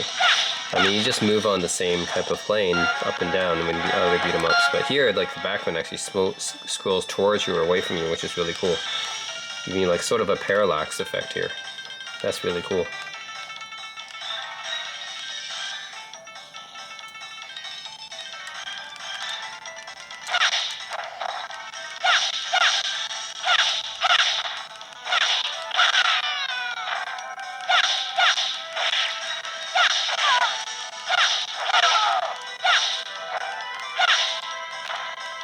Huh. Anyways, pretty nice game. Graphics look really good, actually. But this is a Atomus Wave. Oh, actually, the menu button actually works. Amazing. What do you know? The menu button actually decided to work. Okay, let's exit. The menu button actually worked on this game. Amazing. Okay, well, let's play another game then. Yeah, I hate having to reset almost every time, but why does the menu button not work for almost every game? For almost every console, I mean. And then for this one, it finally works. Oh my god.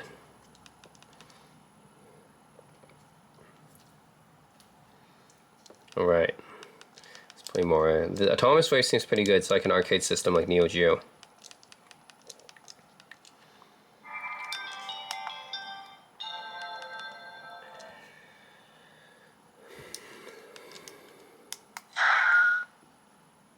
Alright, Guilty Gear X. Duel. Oh yeah, I like to have this music, baby. Turn it up. Give me May's theme music. Yeah. Look at that. Theme music. Oh, mirror match. Okay. Yeah, give me the rocker soundtrack. Guilty Gear, baby. No track.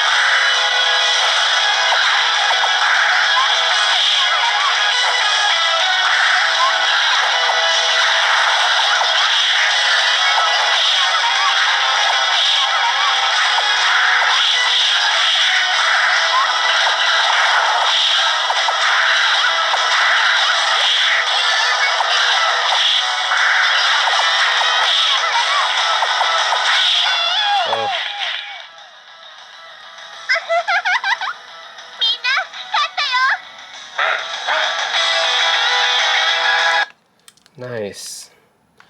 Okay. Love that the menu actually works on Autonomous Wave. Let's try Metal Slug 6 next.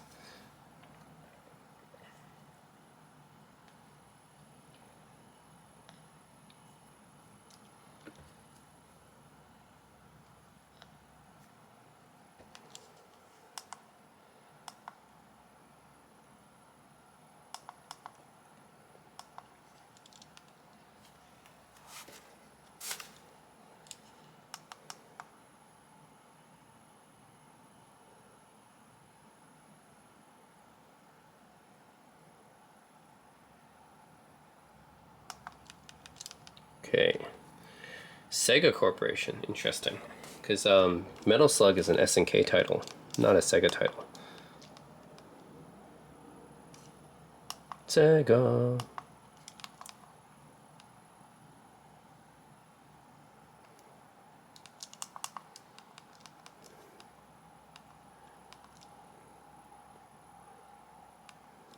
Okay, yeah. Get this over with.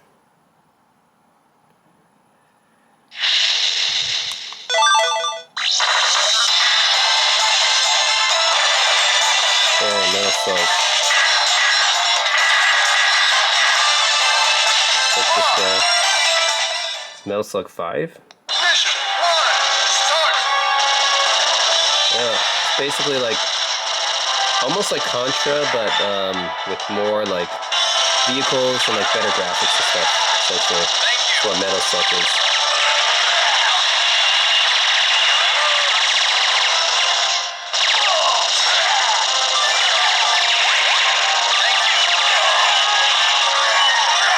Stuff going on screen. It's definitely slowing down a bit because there's a bunch of shit going on screen. That's what Metal Slug is about.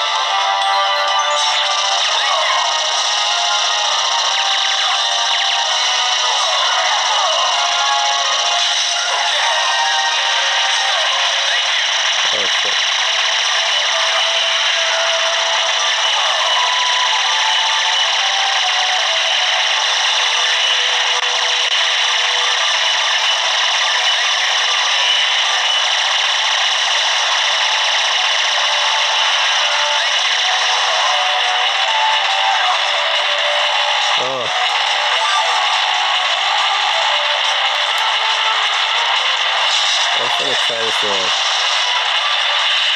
Yeah. Sort of doing this tank thing.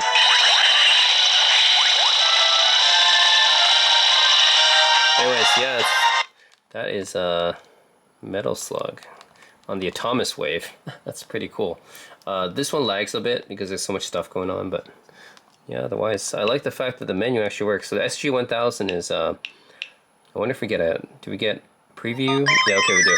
So yeah, this is the type of stuff you see, and this is a very early Sega console. I think it's probably their first console, right? Very, very early Sega console. Okay, let's see Load Runner.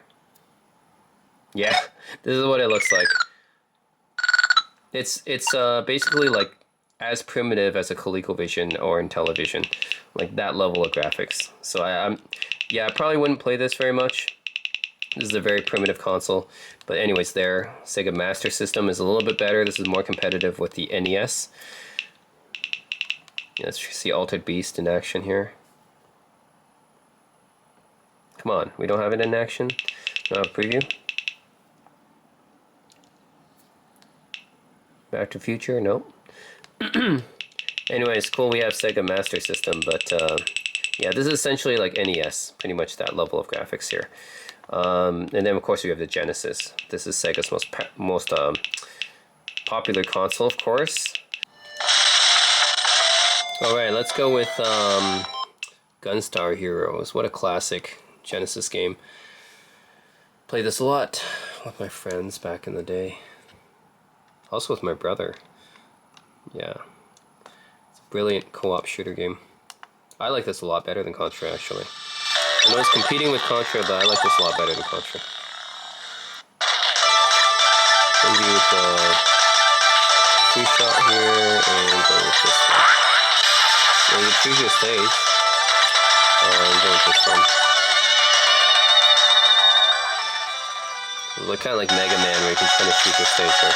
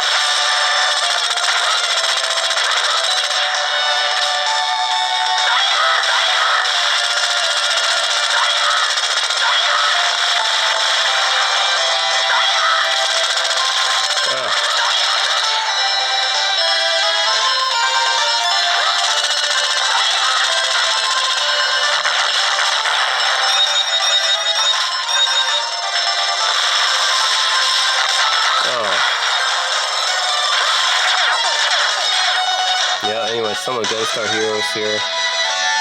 Of course, the menu button doesn't work here either. So far, the menu button has only worked on Atomus Wave.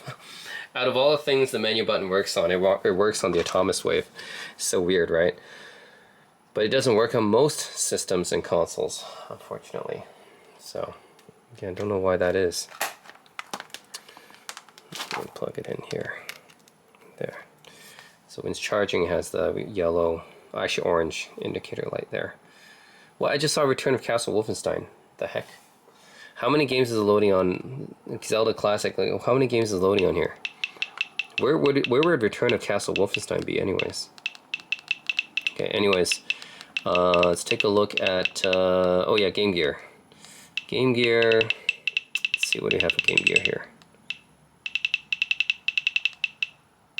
Let's go with Earthworm Jim. Do we have a no preview? Okay. Whoops. Sega. Someone feels kind of interesting to play a Game Gear game on a Game Boy Advance SP form factor, right? This Game Gear was like this traditional form factor where you had the controls on the left and right. But I'm playing it with Game Boy SP type of form factor here. Oh my god, right. Because this is what Earthworm Jim looked like on the Game Gear, guys. I mean, it's still better than, I guess, like the Game Boy. Because Game Gear was actually technically superior to the Game Boy, but just, yeah. It still wasn't good enough for people to purchase the Game Gear, considering the trade-off in battery life and everything. And library wasn't as good as the Game Boy, obviously. But, I mean, it was better. Technically, it was better. You had color graphics and everything. It just wasn't enough for people to, you know, trade off their battery life for in their game library for. And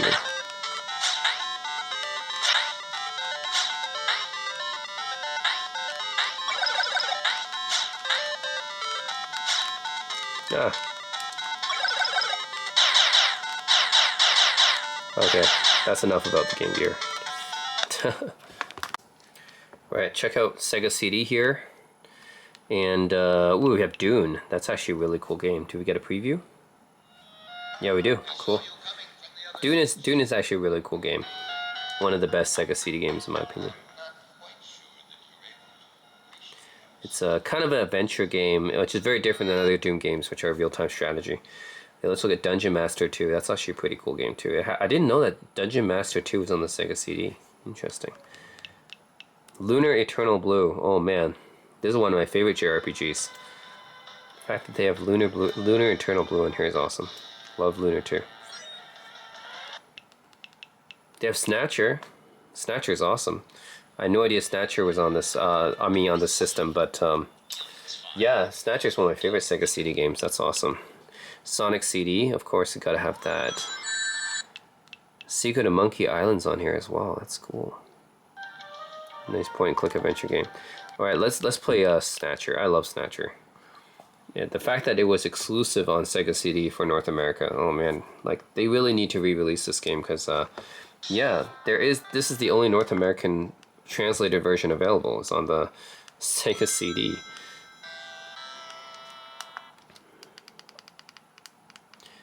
This is the first game, I believe, that Hideo Kojima ever worked on.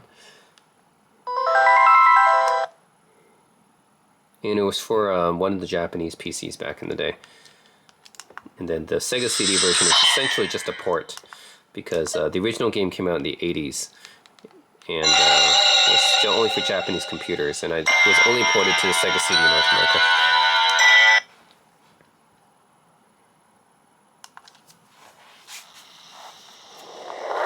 Look at that Cyberpunk 5 here.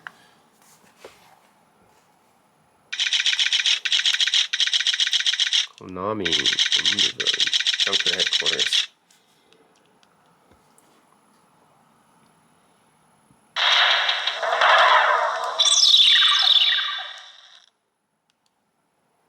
So, speakers get decently loud on this thing.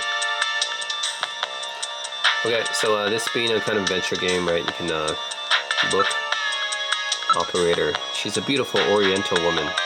Remember we called Asian women Oriental? Yeah.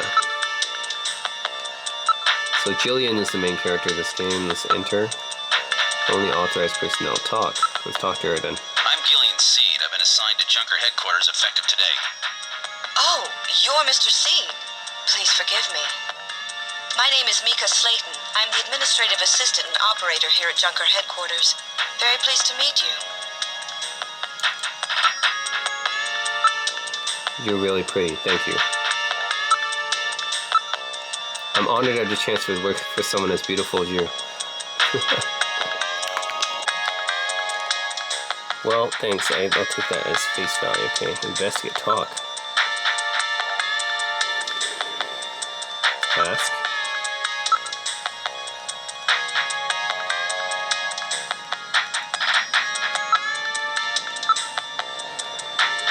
Isn't that a little bit forward, Mr. Seed? You're very smooth with ladies. Enter. Can I enter now? Mr. Seed. Gillian's fine. You can call me Gillian, Mika. Okay, Gillian. I'll open the main door and show you around headquarters. Let's go to Chief's office or computer room. Oh, that's right. The chief told me to bring you down as soon as you showed up. The chief? Yes, our big boss here at Junker headquarters. That's his office right over there. Chief Cunningham, Gillian Seed is here. I brought him in as you requested. Thanks for coming, Seed. I'm Benson Cunningham, the Chief of Junker Operations. Gillian Seed, I've been transferred here from the 17th Special Forces Division. I've heard all about your special training in the military, Seed. I hope you'll put it to good use on your new assignment here. By the way, I understand you're suffering from amnesia. Any sign yet that your memory's coming back?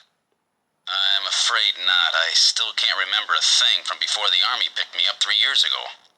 You're married, aren't you? Yes, but we're separated now. She has amnesia as well, and without any memories between the two of us, I'm afraid there was very little to base a good relationship on. I can see your point there.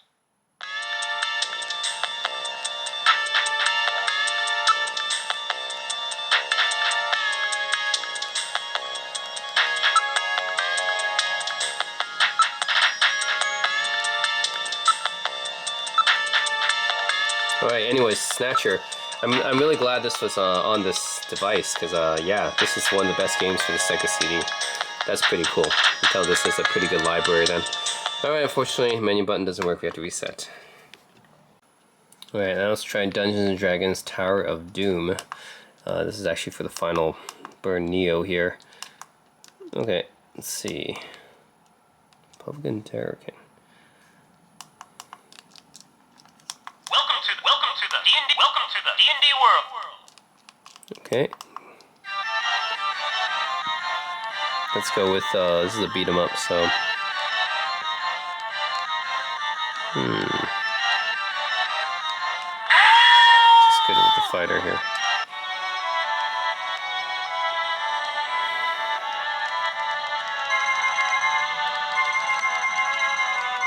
Good.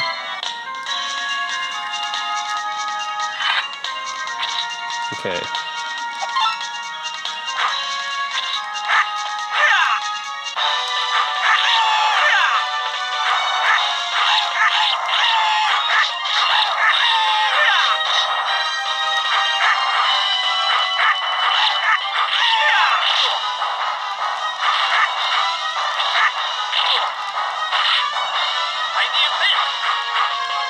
For the rabbits.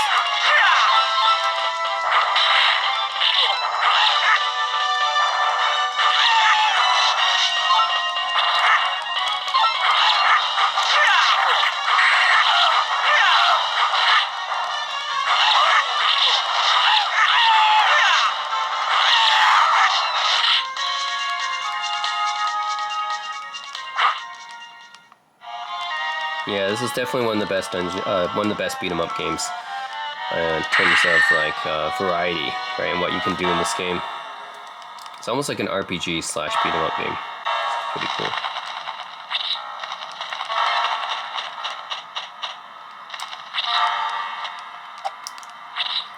Cool. Anyways, yeah, Dungeons & Dragons, Capcom Dungeons & Dragons rather, on the Final Burn Neo.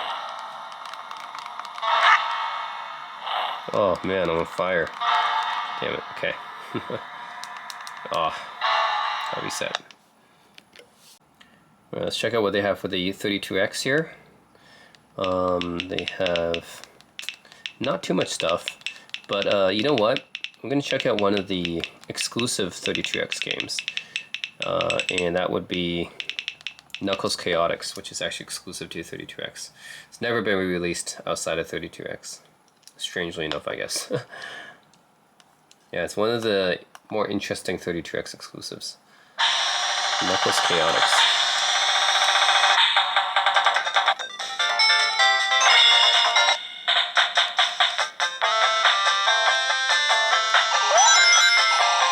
Yep. It's got a pretty interesting mechanic where you're tied to another person, basically, but anyways, you play as Knuckles as the main character, which is something that you only get to do in Sonic and Knuckles, essentially, but also in this game, too.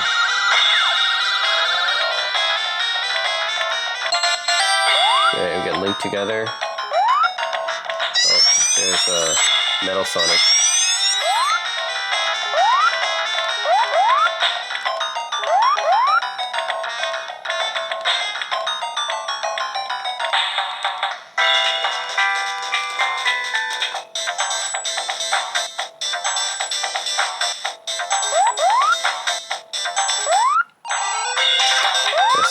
tied to this other person right here.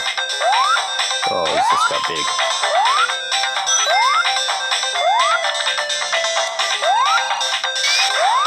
Alright.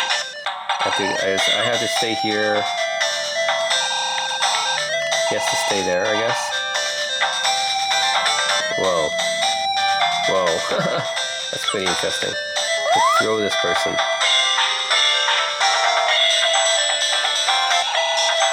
Okay. Let's throw the person the other way.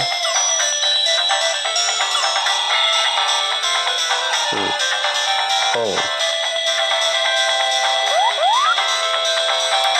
Anyway, it's a pretty interesting mechanic for this game, right? To have this kind of... Yeah, having like two players linked together like this. So that's pretty interesting. But yeah, this is one of those Sega 32X exclusive games. Which I don't know why it would be Sega 32X exclusive. I don't see why this couldn't be on any other console too, but they've never really re-released this, which is kind of interesting. Yeah, I think they should. Alright, let's go with the Dreamcast. Let's see what they have here. Jet Live 2, Fighting Vipers 2. Oh, Fighting Vipers is a cool game. Jet Grind Radio is on here. JoJo's Bizarre Adventure. Let's see. Marvel vs. Capcom 2. Power Stone 2. Puyo. Sonic Adventure 2. Soul Calibur. So they have some big names on. Yeah, some of the bigger names on here. They don't have Skies of Arcadia. That's sad. That's one of my favorite Dreamcast games. But yeah, let's go with Power Stone 2. It's a good one.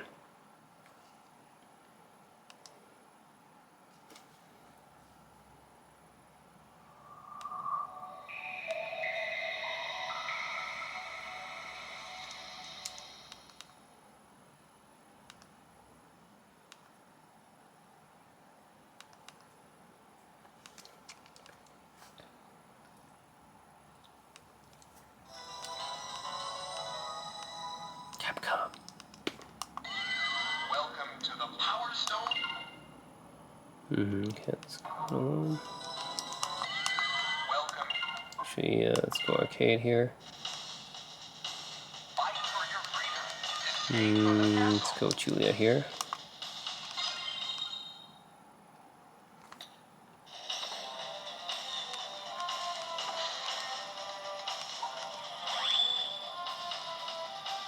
A solid beginning may lead to a perfect ending. And Dreamcast, like I said, is probably the latest console besides PSP that this thing will emulate. What's going on? You better watch out for Let the battle begin. Yeah, no PS2, GameCube emulation, or Xbox. So Dreamcast is probably the furthest home console that is. Graphically, this is probably the limit of this system. PSP probably looks better, but yeah, I think Dreamcast looks pretty good too.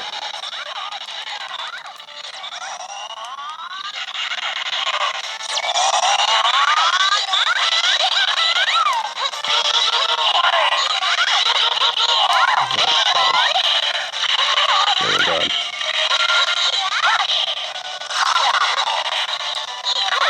The sound doesn't look... The sound is definitely not really being emulated well here. I mean, the frame rates are okay, they're suffering a little bit, but... Yeah, the frame rates are suffering a little bit, but the sound is really lagging. As you guys can hear, the sound is definitely lagging. It's like being like... yeah, it's very like being broken apart and everything. It's cutting out. The audio's cutting out, and yeah, audio's cutting out, and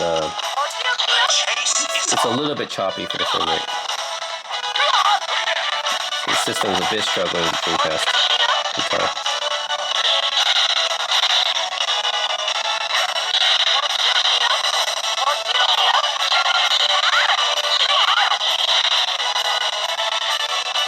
Oh my god.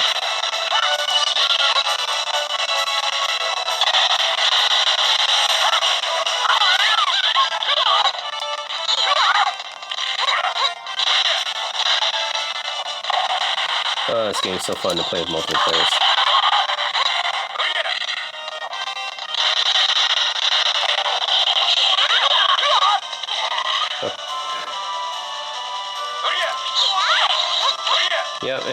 Power Stone 2 for the Dreamcast emulator here.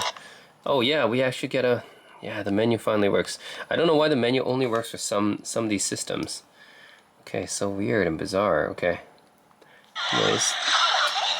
Yeah, the menu actually works for that. Naomi. I don't know what Naomi is. Let's take a look. Capcom versus SNK. Guilty Gear XX. Melty Blood is here, another fighting game. Power Stone 2 is also on the Naomi as well. Project Justice is on here. And this looks like some of the similar titles to Dreamcast, actually. So Dreamcast has most of these titles here. Let's go with Melty Blood. That's a fighting game. Oh, it's good. Okay, let's take time to load.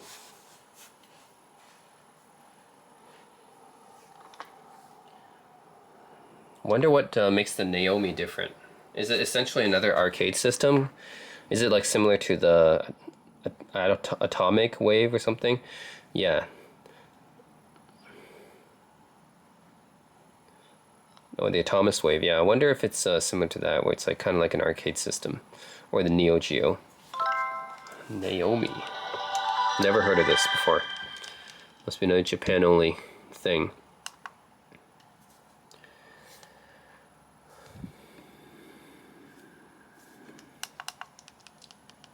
Only to be used in Japan. Well, that's not happening right now. Not when Anbernic is distributing this across the world. Wow, okay, so many Melty Blood characters. I've only played a few Melty Blood games, but I appreciate the anime girls. I'm always into cool-looking anime girls. So let's see, who should I pick here? Oh yeah, it's this like weird character that looks like she doesn't belong. So many anime girls. Who should I pick?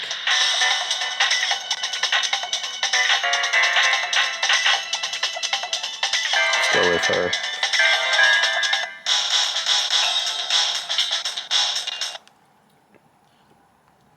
Good thing you don't need to know Japanese for a fighting game.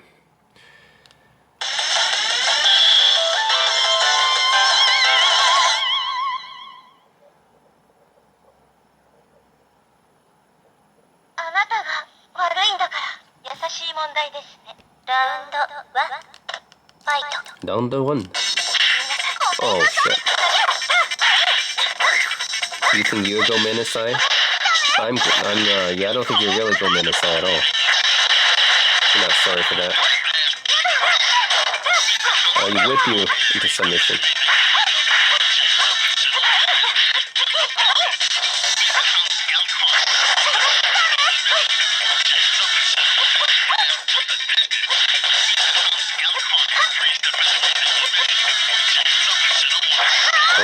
Don't make me pull out that whip. Oh, look at that whip. Oh yeah, I had to pull out my whip for that.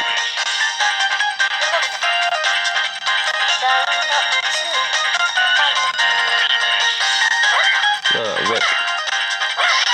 Whip you.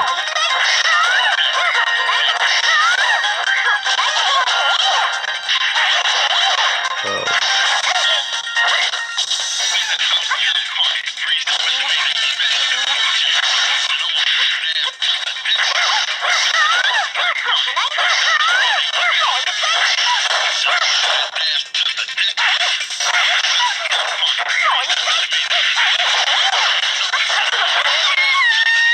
Alright, Melty Blood. Yes, the menu works for this game too. That's awesome. Okay, well, I guess the menu works for that too. Neo Geo. Let's see. Neo Geo, of course, is SNK's kind of arcade emulation here. So, Fatal Fury. You have like a lot of SNK games. Fighter's History, King of the Monsters, Metal Slug. Yeah, a lot of SNK stuff here. King of Fighters. World Heroes. Let's try Neo Geo CD. Alright, so Neo Geo CD, we have Cross Swords, Last Hope, Samurai Showdown, Xeno Crisis. I'm gonna play Samurai Showdown here. Neo Geo CD. I don't think I've ever played a Neo Geo CD game before.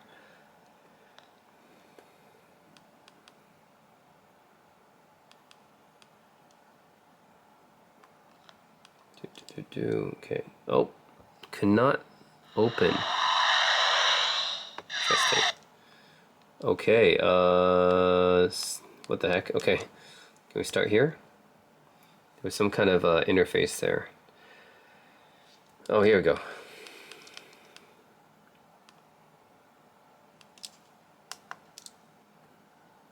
Oh, right. Oh, wait, is this the Samurai Showdown RPG? I wonder. The Fabled Samurai Showdown RPG. Let's see, I'm gonna choose her. And why is it in French? Okay, it's in French, but let's just go with that. Yeah, this is the Fabled Samurai Showdown RPG, which I've heard about but never got to play. Because I wasn't able to find like a good translated version, and plus emulating Neo Geo CD isn't that easy. So it's cool to be able to find on this Anbernic system here a version of Samurai Showdown RPG in French. Pretty interesting. Yeah, I've always wanted to play this game. Too bad it's in French though.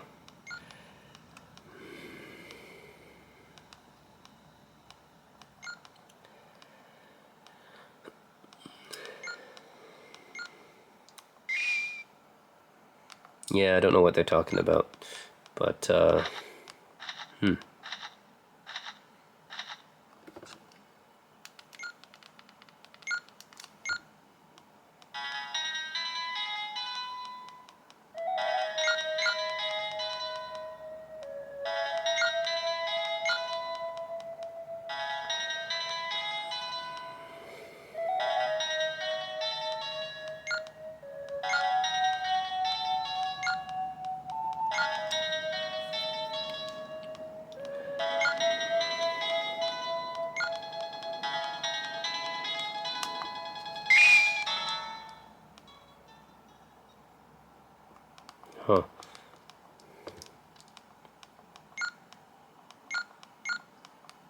Okay. Man, my French isn't good. But anyways, wow, Samurai Showdown RPG. Okay, so we can walk around.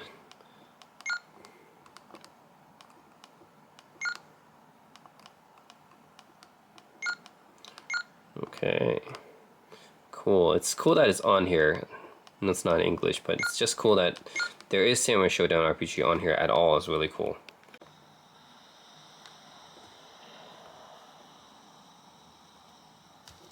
Oh man, pretty cool.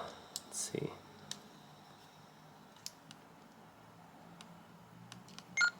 Oh, you're gonna accompany me?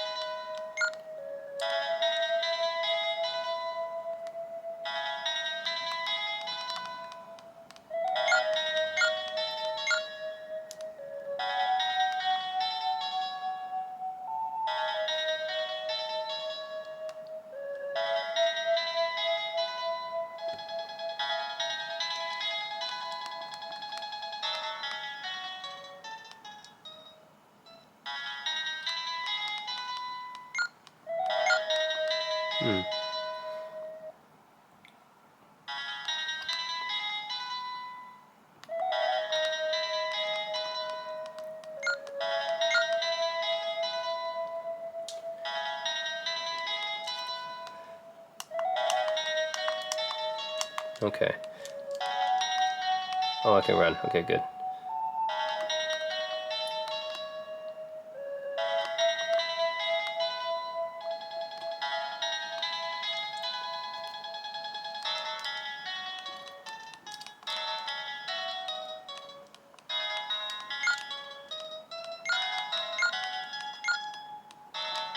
Okay. I think I just rested at an inn. Is that right? Interesting. Okay.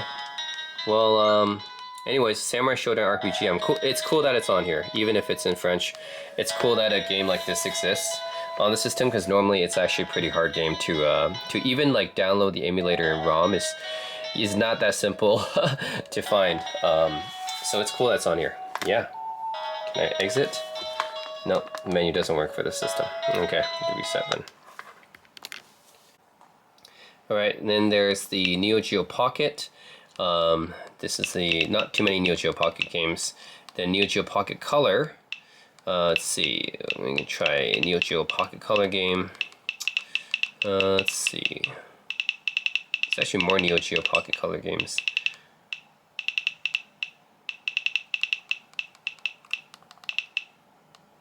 Huh, why not? Let's play Bust a Move Pocket. I haven't played Bust a Move in a long time.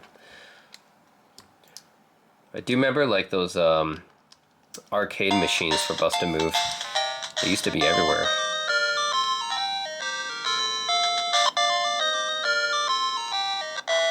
Okay.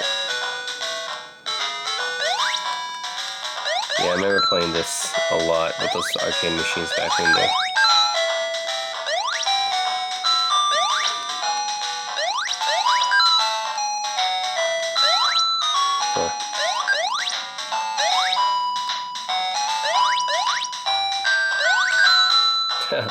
Anyways, yeah, this works.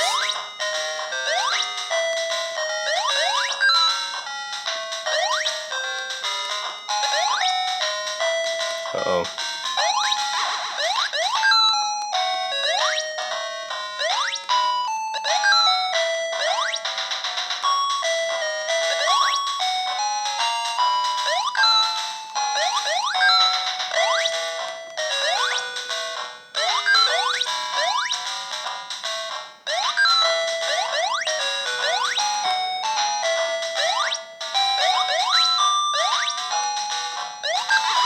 Uh-oh.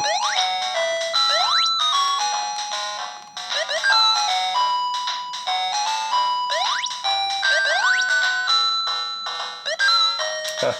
Anyways, Neo Geo Pocket Color there. Alright, next let's check out PlayStation 1. PlayStation 1 has a lot of great games, so Wonder, Bloody War 2, Breath of Fire 3. Oh man, that's great. Do we have a preview? Yeah, we have previews. Nice. New PS1 games. Breath of Fire 3 is great. Breath of Fire 4 is also pretty good. Always a debate between which one's the better one. Bust Move 4. Oh, you got the Symphony of the Night. Iconic PS1 game here. Chrono Cross is here as well. Another great JRPG on the system. Obviously, you gotta have Crash Bandicoot. 1, 2, and 3 here. Crash Team Racing, Dead or Alive. Let's see. Dino Crisis 2, Dragon Warrior 7. I don't think they can put too many PS1 games on here because PS1 games take up a lot of space. Ooh, Final Fantasy Anthology. So you have Final Fantasy 5, Final Fantasy 6 for the PS version. That means the PS version are actually like a little bit enhanced from the Super Nintendo versions. You also have Chrono Trigger, which is from the for PS1 as well. Basically, it's Chrono Trigger, but with some animated cutscenes. You have Final Fantasy Tactics, one of the all-time greatest tactical RPGs here. Final Fantasy 7, you gotta have Final Fantasy 7, right? Front Mission 3, I played that one before as well, pretty good. Gran Turismo 2, gotta have that as well, another iconic PS1 game. Grand Theft Auto, yep. Harvest Moon, yep. Legend of Mana. Here's a remastered version now. Mega Man 8, Mega Man Legends 2. Oh yeah, 1 and 2. Yeah, Mega Man Legends isn't bad. Yeah, I remember playing this one. Mega Man X4, X5, X6, Metal Gear Solid, you gotta have that one. Iconic. Mortal Kombat 4, Ogre Battle. No preview for Ogre Battle R-Type. Our Ridge Racer Type 4, yep. Yeah. Remember this one. Raiden DX. Resident Evil 2. This is one of the best games on the system as well. Resident Evil 3. Resident Evil Silent Hill. Yeah, also a great game. Soul Blade, which is the predecessor to Soul Calibur. Spyro, you gotta have Spyro, right? All 3 Spyro games are here. Street Fighter, Tactics Ogre as well, similar to Final Fantasy Tactics. Tales of Destiny. This is the first one, right? I would also like it if they had the Tales of Destiny 2 as well. That's also a great game. Tekken 3, of course, you gotta have that one as well. And Tomb Raider 2. Interesting, they only have Tomb Raider 2, not Tomb Raider 1 or Tomb Raider 3, huh? I would think you should have the entire trilogy on here. And then you gotta have Tony Hawk's Pro Skater 2. Yeah, this is a pretty good Tony Hawk, but I wonder why they don't have 3 and 4 on here then. Just 2. Twisted Metal 2, okay. Glad they have Vagrant Story on here. That's a great one as well, great JRPG. And they have Vandal Hearts 2, that's another great one. Tactical RPG here. Wipeout 3, great racing game. Yep. Okay, so they have some pretty good ones here. Let's go with Tony Hawk's Pro Skater 2. Check that one out.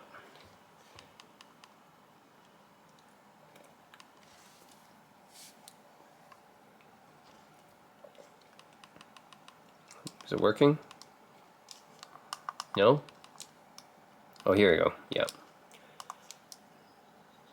I was like thinking of this PlayStation loading screen. I was thinking about that.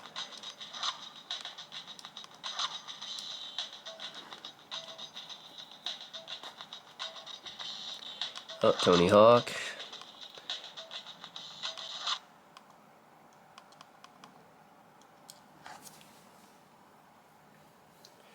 You gotta wonder, what is it exactly loading? There's no CDs in here. What's the loading thing? What's that about? Alright, Tony Hawk Pro Skater 2. Man, what an iconic game. This is the game that really made Tony Hawk so popular. Because number 1 was pretty good, but 2 was the one that really, like, yeah, solidified Tony Hawk. I would still prefer 3 and 4, though. I think those are the better games, but yeah, 2 was the one that really made Tony Hawk kind of break out. Oh yeah, you gotta turn up the volume, so you gotta hear the music of Tony Hawk, which is a big deal, part of Tony Hawk. You can hear the distortion there.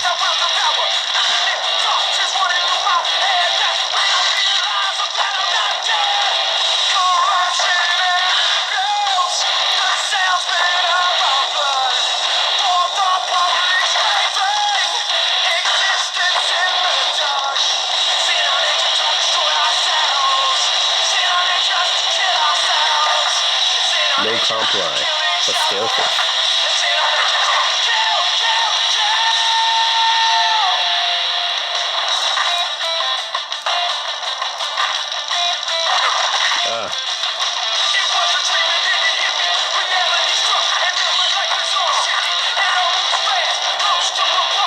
D-pad works for PlayStation 1 games, by the way, because unlike N64, PlayStation 1 initially did not ship with an analog stick on the controller. So initially they had only D-pads on the controllers, which means that pretty much most PS1 games work pretty well with the D-pad because, because PlayStation 1 shipped with D-pad only controllers for a while, before they switched to DualShock. So yeah, unlike with the N64, PS1 games are mostly playable just fine.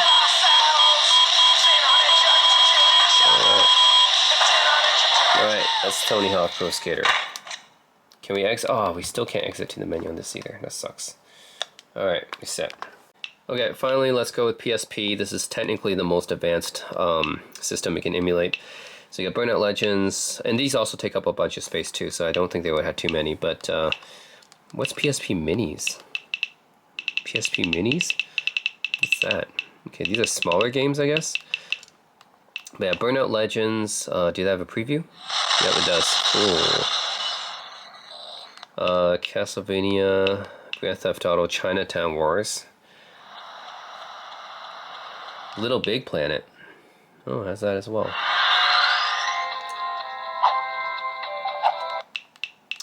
Patapon 2. Sega Valley Vivo, Soul Calibur.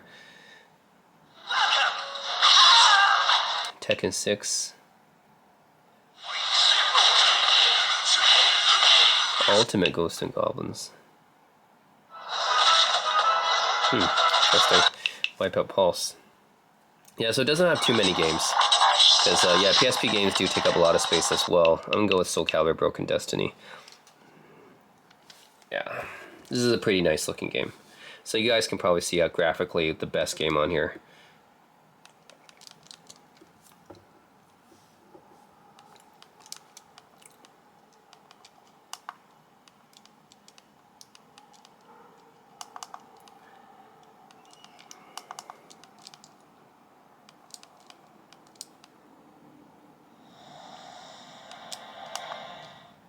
Soul Calibur.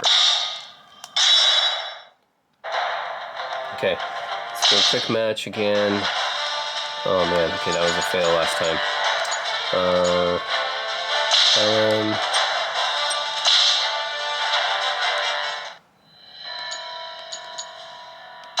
Choose another character here. I just didn't want a mirror match. Only the strongest will be chosen. I'll just do my best. I shall part you from your karma. Battle 1. Fight! A little bit of slowdown, but this is probably the most graphically advanced that this system can get.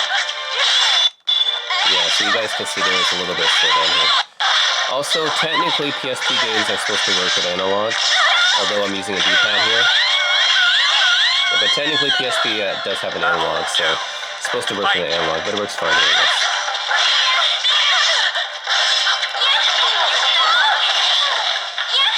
Yeah, a little bit of slowdown sometimes on PSP. This is like the most graphically advanced game that this system comes with, so yeah, not too bad, I guess. Battle 3. Oh, there's 2 battles, okay. My bad for thinking it was only 2.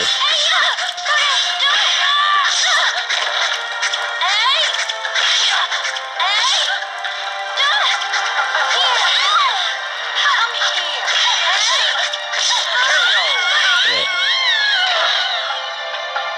You win! I won't give anything less than my all. Alright, so yeah, you guys have seen the capabilities of this system by now. That's pretty much it, the Anbernic SP, I guess. Yeah, so it's a manual exit, PPSPP. That's what it's using. Alright, so yeah, that's pretty much it. Compared with the Miyoo Mini Plus, I would say there's some things I like better about the Miyoo Mini Plus and some things I like better about the SP, so let's go over them. Okay, things I like better about the SP. Personally, I think this form factor is pretty cool. It's one of the only retro handhelds out on the market with a Game Boy SP form factor. I like the fact that it has 2 micro SD card slots. I like the reset and power button. Like, yeah, not all of them have a reset button, so that's cool. Overall, I think it's okay. Like the face buttons, D-pad's all right. Triggers, like they all feel okay. It has a mini HDMI, which is cool. It has a dedicated video output. Yeah, so overall, I also like the 2 dedicated status indicator lights. And of course, I like the interface here. The interface is really nice. Like being able to kind of preview some of your games is really cool here. So I can go into like, yeah, like, oh, yeah, say I go to a Neo Geo, right? And I can kind of see what this game is like with a preview. So that's really cool. Let's go to Art of Fighting, right? See preview. So yeah, this is just a really cool interface. I can easily see the box art, the preview of the game, the release date, a little blurb of the game, summarizing it, stars. So the interface is a lot better, and there's a lot of systems emulated here, right? Like even very obscure systems like the Satella View, like which is technically like not really a separate system. Open Bore, Atomus Wave, like yeah, 32X, Naomi. These are really like some of these are really obscure stuff. And then the Final Burn Neo, like yeah, a lot of systems are emulated here. So that's what I like about it. The thing I don't like about it is the menu button. So this menu button seems to not work on most of these consoles, so that makes it really hard to go back to what you want to select a game. Then you got to reset the whole system, which is really annoying. So that would be the main issue I have with it. If this menu button worked, this thing would be a lot better. The other thing is the battery case, where you have to use a screwdriver to kind of open it, whereas on the Miyoo you don't need a screwdriver. You can just use your fingernail to kind of open this. So that's a little bit different. And I guess the display, it's okay. It's not as good as the Miyoo Mini Plus's display though. I think the Miyoo Mini Plus display is a little bit better in terms of the colors and contrast, but it's okay. Speakers, yeah, it's alright. It does get loud. It does distort though. So it gets loud, but then it distorts. But I think the main issue with this system is the home button not working the way it should. So I think that's my biggest gripe with this one. The Miyoo doesn't have as many systems as the SP. The interface isn't as good. The buttons do feel pretty nice. I think the buttons on the Miyoo Mini Plus actually feel a little bit better than on the SP.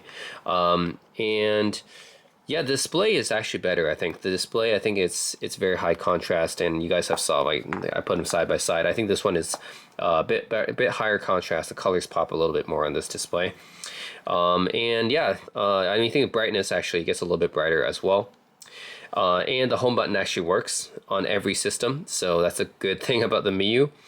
So yeah, I don't have to constantly reset. It is, however, missing the HDMI, and only has one micro SD. Yeah, I mean, and it doesn't have the cool interface that the SP does when selecting games. So there's that. So there's pros and cons to both of them, I think. Depends on what you guys like. Yeah, I think the biggest issue with the SP is that menu button. If they can get the menu button fixed, or if someone can let me know how to get that fixed, then this one would be the one I would pick, despite the fact that the display isn't quite as good. But overall, I really love the interface and the amount of game selection on the SP. Miyoo Mini is pretty good, solid as well. Doesn't have quite the game selection, doesn't have quite the good interface of SP, but the home button works, and the display is a little bit better. Controls are a little bit better as well. So anyways, they're both good. The only thing is, yeah, I wish they could fix the freaking menu button on this. If they could fix this, the menu button, then I think I would usually go for the SP. Yeah, it's just the game selection and the interface is so much better. But if they can get that home button working, yeah. Otherwise, I think for now I would still go for it. The state it is in now, I would only pick the SP if I really want to play a specific game on the SP and play it for a long time. That's because they do have a lot of game selections here. So if I wanted to play a specific game on here for a while, then I would go for the SP. Otherwise, if I want to just play, go back, then I think I would pick the Miyoo Mini Plus for that, because the home button actually works on this thing. So yeah, that's pretty much it. Like, you can go to arcade here and just select any game, and yeah, it's just loads. Like this is like really, yeah, okay, there we go. Yeah, so in the home button, it always works on here. You don't have to worry about resetting this. Yeah, always works. Whoops. Yeah, and it goes back. So if you're gonna play a bunch of games and switch back and forth, then I think the Miyoo Mini Plus is just better, because the home button actually works on every system. So yeah, but if I want to play a specific game, then I'd probably go for the SP, because the SP has more choices. So that would be my conclusion here. For Anbernic, I would go for the Anbernic for the interface and the game selection, and then I would go for the Miyoo Mini if I actually want to play a whole bunch of games back and forth, because the home button actually works on this thing. Plus the display and the controls are slightly better. So yeah, that's it, guys. Actually, the back controls, I have to say the back controls, the Anbernic is actually better for the back. It's just the face buttons and the D-pad, I think I would probably pick the Miyoo. Just slightly has the edge. But they're both okay. So that's it, guys. Let me know what you guys think of in this comment section below. Would you pick the Anbernic SP, or would you go for the Miyoo Mini Plus? Really, it's a choice between, yeah, the combination of the interface, the form factor here. This one has slightly more features. The game selection is better, or the slightly better display. Speaker wise, I think that the Anbernic does get a little bit louder than the Miyoo Mini Plus, but neither of them are really that great. And yeah, this one, the home button actually works, so that's a big deal. So that's it, guys. Let me know what you guys think in the comment section below, and which one you get. And they're both around the same price. Plus this one comes with a case. Don't forget that. It comes with a cool case too, this one. So yeah, let me know. And as always, thanks for watching. I gotta be extra careful, because if I don't, I'm gonna jump. It's the same problem with that. This is exactly the same problem with the original Xbox 360 D-pad. Oh, okay. So this is the type of D-pad I use to beat Athlete. Okay. So I mean, it's still usable, right? Not really. See, like, it's like I mean, it's still useful for most games, Yeah, right? Just mostly, yeah. not Street Fighter. Well, not for any fighting game. Okay. Yeah, not for any fighting game, and not for Dungeon Dragon Shadows of Mystera, because that one has Street Fighter movements. Okay. Too. Yeah. But I mean, like for Mario and stuff, it's fine. Yeah, Yeah, okay. yeah, so this is totally out for me. With that D-pad. That's on the D-pad. Mm-hmm. Because in order to beat him, I have to do Dragon Punches split second, right? The right timing. Okay. Yeah, because his fireballs are easy no matter what, but the Dragon Punches split second.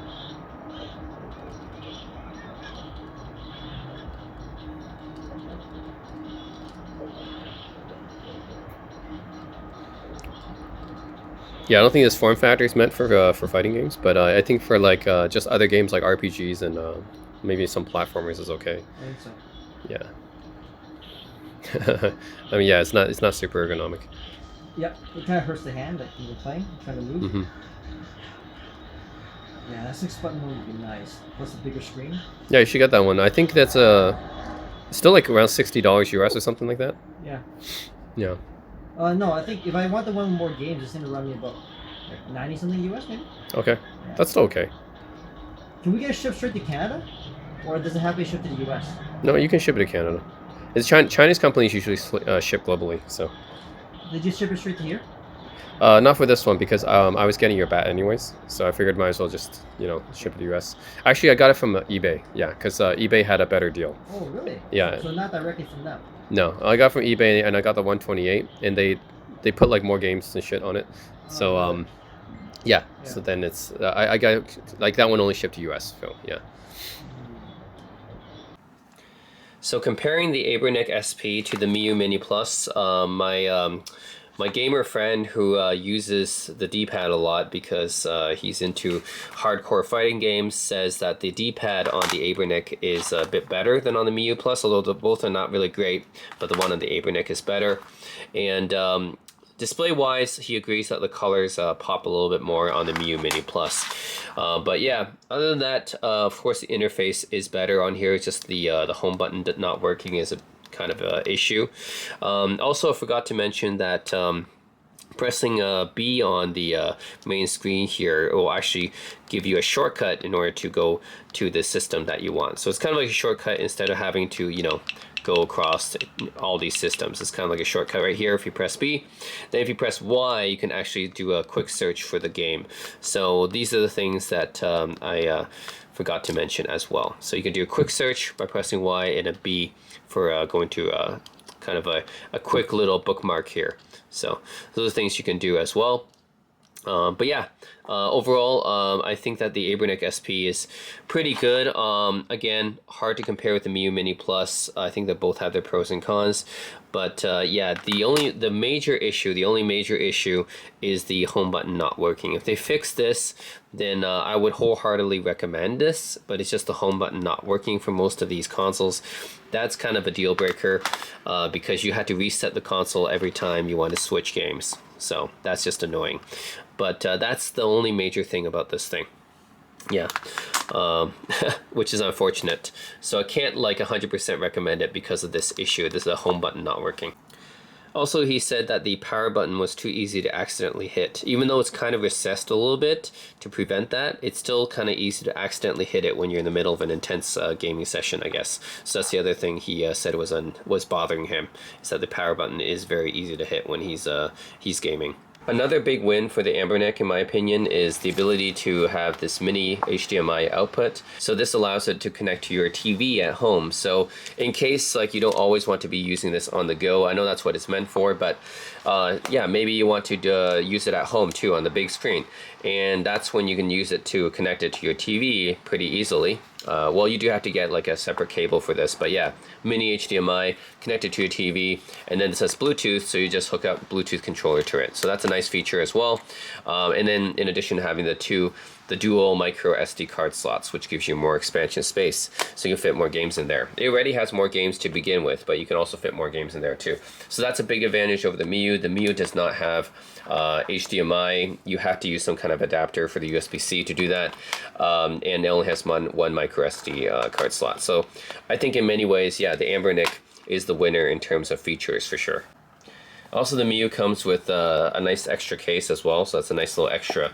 But I would say the main advantages for the Miyoo are just the display that kind of pops more, and I think it has some kind of CRT filter thing on by default, because when I play the games, I notice that there is some kind of CRT filter thing going on there that makes it look a little bit, yeah, no, more retro. So that's pretty cool, and the home button of course works on this one. So yeah, that's the main advantage over the Miyoo Mini Plus in my opinion. But for in terms of just feature set, amount of games, yeah, and I like the Game Boy SP form factor a little bit better. I think it's cooler as a clamshell type of thing, but yeah, and my friend says the controllers on the Anbernic are actually better. So yeah, I say for everything else I would take the Anbernic. Let me know what you guys think. Which one would you guys pick? Let me know in the comment section below. And yeah, as always, thanks for watching.